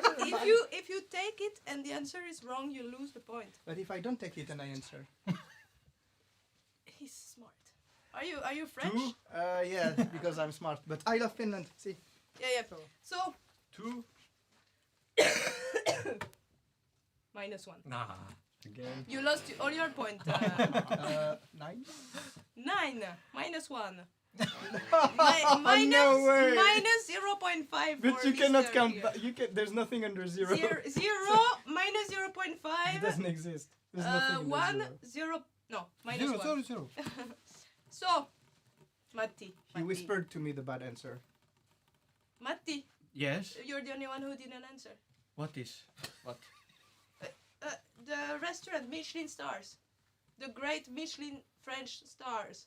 Can I call my friend? Yes, you can. Call it fast. Du-du-du-du-du. Matti, it's only one. It's the palace in Helsinki. Okay. So, Rest. 9. minus 20 for everyone. Can I? There is Can only... I get a shot? No. Stop. Seriously, gentlemen. There is only one 2-star restaurant in Finland. That is the Palace in Helsinki. Only one. Let's continue. Question 8 about geography. How many municipalities are there in Finland? The closer to 10 wins. I mean the closer to tens, like, you understood.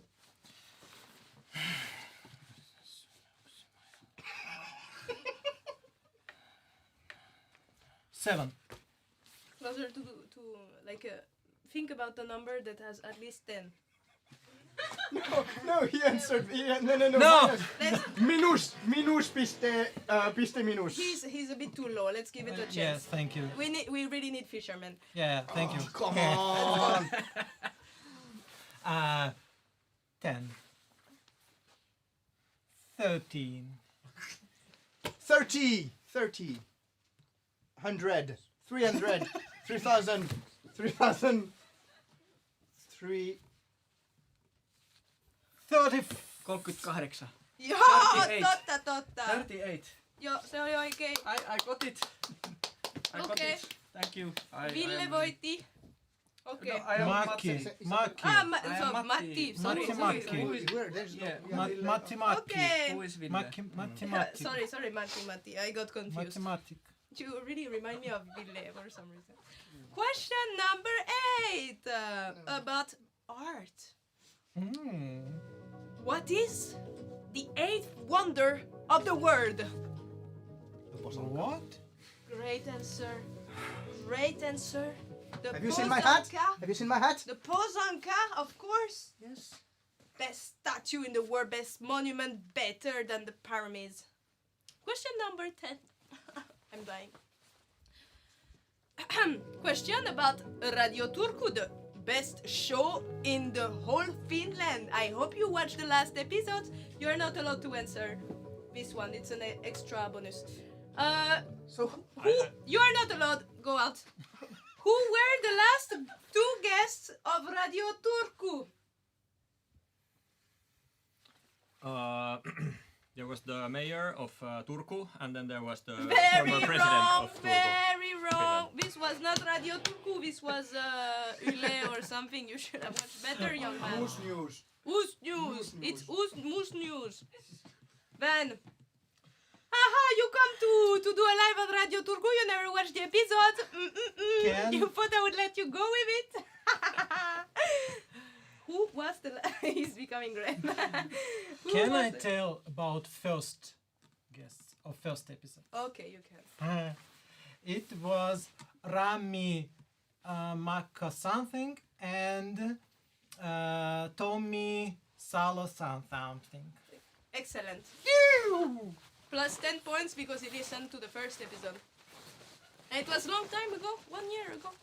But I No listened to all episodes. Okay, Simon, you can say it. Who were the last guests? It was me and my co-host Noemi. I'm not your co-host. I'm the game master. Oh, come on! Well, nice try. Minus 10 points. In the last episode, we had Mr. Panache, but of course we Panache had and Azul. the delicious, the brightest Azul, our Dr. Love, also in her spare time. She's a busy woman. But we have a bonus question to end, and the one who answered correctly Wins everything. will wins everything. Oh, yeah. I cannot speak properly. as So you all the can see. question before. Don't. It's getting don't- late. Okay. Is the Cathedral of Turku on this or that side of the river? You didn't. What did I say? I got the goal. You got it. Yeah. You got it. Can I answer? Yeah, go. On this side of it. Excellent answer, Mr. Fisher. You won the Finnish passport. You have Finally. Two, you have two actually. To who do you want to give the second one? Woo! It's the one of Mr. and Mr. here. Oh! You can just go out. Yes.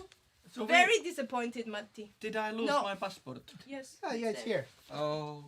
Yo, You it's also, I forgot your name. Armas peloton. Armas Peloton out.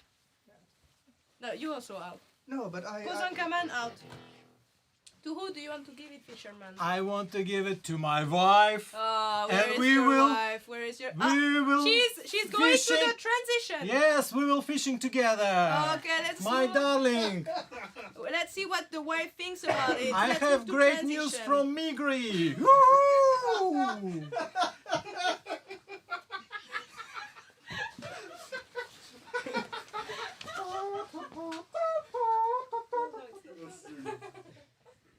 Well, I think it was a fair game because because a man who looks like my husband won. Finally, we have Suone! Suone! Suone! well, okay. Can I talk to you, the winner? Yes, of course. So Oh! so Suone! okay, that's enough. What now you have a Finnish passport with no pages inside, No. but but still It's two sides. it's two sides. Okay. It was a great show. Oh, Great thank you very much. performance. Yeah. Do It was a great judgment. Sadly, it was a game, and I come from Migri. These Hey, are not yeah. official What? papers. Have a good evening. Scammers! Well, Hey, okay, this show us just scum. Go out of here. no, wait. Yeah? I'm No? I'm Okay. paid here. Ah, Okay. So if you win the game and if you get the passport, so what you do? What would you do the first, like with the Finnish citizenship? Like the first thing that you do. Of course, I will go to sauna. Okay, because without the passport, it's not allowed. Yes, they're not allowed to come without Finnish citizenship. Okay. Okay, and then I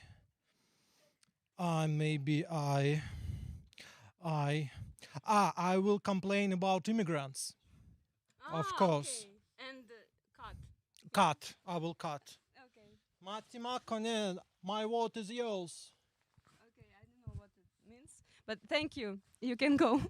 Bye. Bye. Okay. Well, sorry for that. And our next session is Ramika Komika.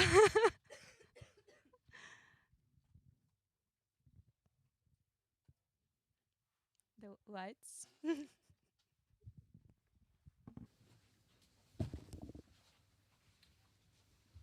My loneliness is killing me. I must confess, I still believe. In Finland, loneliness is a huge problem. But me, Mr. Big Love, is going to solve the problem here tonight. I'm going to have some guests here tonight that are fighting with loneliness. And I would like to present the first one. He is Markku. You might also know him as Make, 55-year-old man who loves sausage and his work. Let's welcome Markku.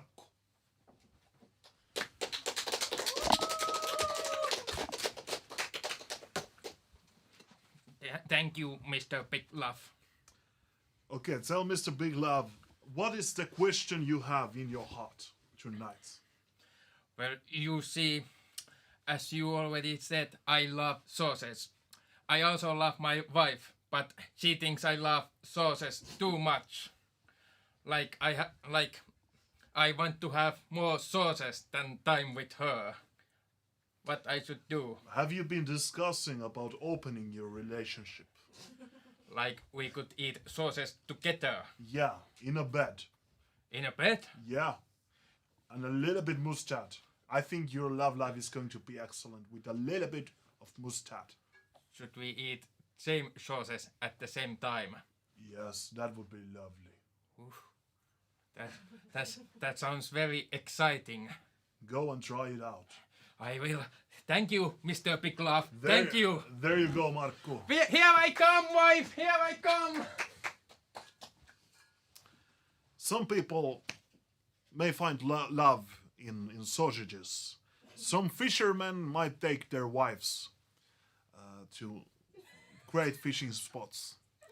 But next we are going to have here a fisher with no love. Fisher is called Sami, who is 30 years old. Welcome, Sami.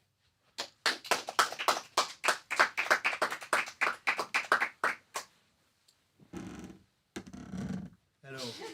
Sami, Yes, I see you just farted. that's actually my problem. So you see, I'm a fisherman. Yeah. I spend a lot of time alone in my boat, and until a few days ago, I didn't realize that I was farting so much. Yeah. And the other day, I went on a date with a girl, and I saw something was making her uncomfortable. Yeah. And I came here to ask you if there is love after farts. You know what separates fart from art? It's the F before art. So maybe you should try F before art. It's funny because F is like the same letter in fish. This is Yeah. my passion. Yeah. So you could make fart into fish art. But I don't think it does anything to my problem of not finding love because of my. Oh, that's true. But you know the smell of fishes. You know the smell of fish. It's well I love it. you love it. Take enough fish when you go on a date next time. Take enough fish. That the smell of fish is over the fart. Oh. Yeah, because if you have enough salmon, Oh. yeah, That's genius. you enjoy it. Yes, yes, yes, yes. And so the person could also like Yeah. this. Then you can go there and hey, who wants to be fisherman's friend? It's a bit strong. Yeah, that's true. Okay. Thank you very much. Thank you, Mr. That's very. Mr. Big Love. Yeah, Mr. Big Love. There you go. Yeah, thank you. The next one here is going to be a little bit younger. He has been looking for love for all his life. He's from the land of, I would say, opportunities, but I'd say chances. He is Peter, 18 years old. Hi. Hi, Peter. Hi, Mr. Peklov. You are from land of chances. So they say. Okay, what is the question? You took a chance and came here. Yeah, like they always say, the chances you lose are the ones you never take. But when I took my chance, I lost it. Okay. Like, chance. Like, I'm starting to feel that if I can't rely on old sayings, what do I can trust? What I think you can trust. I think you can go to Sweden, and there is this band, ABBA. You know, it's also some fisherman friends might know ABBA from, you know, it's also a product. But they have this song, "Take a Chance on Me," and you take that song, and you sing it on the road, on the street. I think somebody will take a chance on you. Okay, can you give me the melody? Take a chance on me. Take chance on me. Yeah, and the rest of it is copyrighted. Yeah. Oh, So this broadcast would be offline if we sing it more. But we can sing that.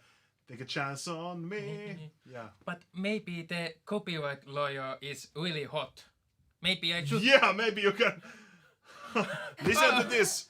I'm taking chances with the Peter. law. Thank you, Mr. Love.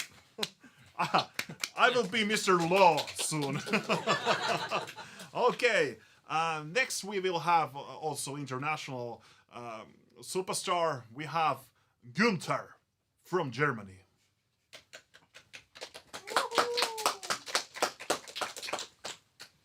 Okay, Mr. Big Günther. Oh yes, I am Big Winter. Yeah, I'm Big Love, so it's. You it's can just call me God.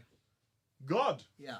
So Okay, it's short for something like Günther of please, Death. I was speaking. Okay, sorry. I was speaking. You can ask your So- question. I am the biggest star in the world, Yes. and I am the best person that exists. You know, Yes. and I am finding trouble to find love because people tell me something very weird. They say that I am too much in love with myself to fall in love with someone else. Do you think? Do you think it's? Wait. Now I give you the permission to speak. Yeah, I was waiting for you to question You have the because permission. So now God is telling you you can speak. So Okay. why am I not finding love? why are you not finding love? I think. Okay. I know one person who used to visit here. One fisherman. And I think you should meet him because maybe then you might find love. I think you have similar attributes. Attribute. Does he make music? Is he famous like me? Yeah. He works with art. With art. Yeah. Oh, nice. I should meet that guy. Yeah. Yeah. Yeah. Yeah. Yeah. Our directors there, they have their number. Okay. So I have to stand up. No, well, I think he could come here, but there are some. Yeah, I was kind some- of waiting for someone to carry. Yeah, Usually that's yeah. what they do. But Okay. We have one more person coming here. He's old lady, 75 years old. He has had 5 marriages and 16 cats. Ritva, come on here. Hello, Mr. Love. Hello, Ritva. Oh, you have so strong arms. Yeah, They are made for you. Me? Yes. Ritva, has anybody ever told you you have very beautiful eyes? Not since my last marriage. Well, you know what's going to happen next? What? Well, you're at Big Love, so give me the question. Okay. Why they call you Big Love? What? I didn't quite understand your question. Why do they call you Big Love? Why do they take on me? Call you? Why do they call me Big Love? Yeah. Well, because I have 15 wives. Is that enough? Or is there room for one more? There is room for one more. Oh, my feet can't carry me anymore. Oh. Ooh, Are you my going heart. Oh. Okay. Ritva, come here. Yes, Come here. yes. We are here together. Oh.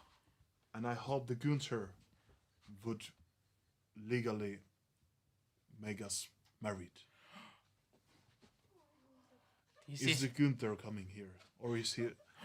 There is. He is the priest of my dreams. Yeah, I'm the most important person in the world. Yeah. So legally, everything I say instantly become true. So if you folks want to be married, like Yeah. whatever, I marry you Ritva. according to my power. Ritva and Mr. Big Big Love. love. And now you can kiss the bride.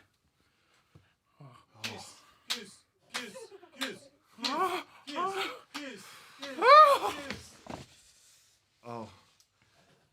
But the will is still legal because I'm also Mr. Big Law. So I get all the money. Thank you, Gunther.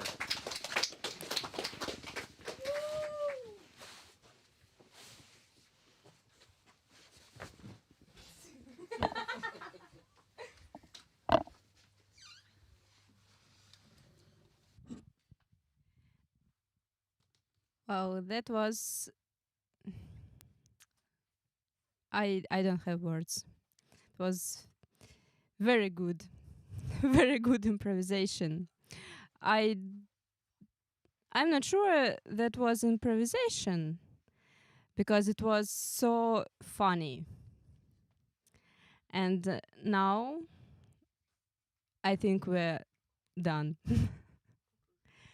Yes, and we are going to have a conclusion of our funny show.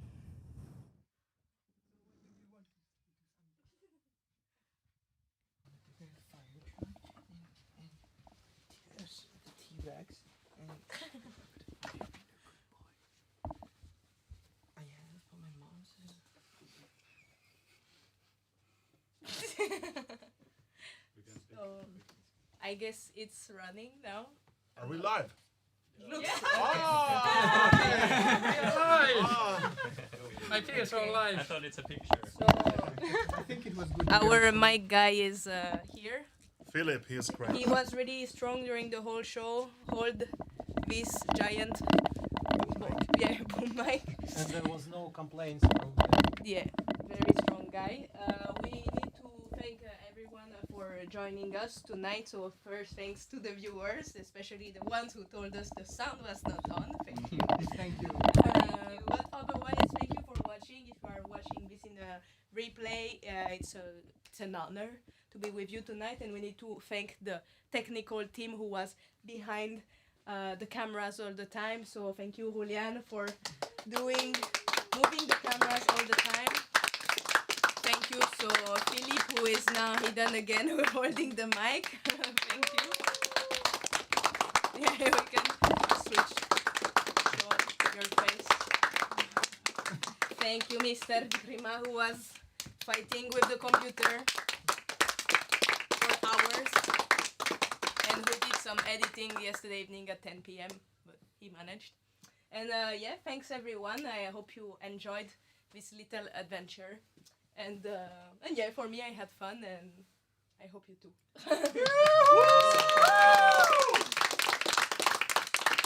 I want my passport back. Too late. I threw them out. You lost your passport? I lost my. Are we still live? You're just Estonian now. No, we did. Oh, yes! It's an afterlife. I don't feel so alive anymore. Good job, Mr. You, and Mrs. sir. Love. Everybody is finished. You, that's my brother. Yes, I'm finished. Yeah, but it happens.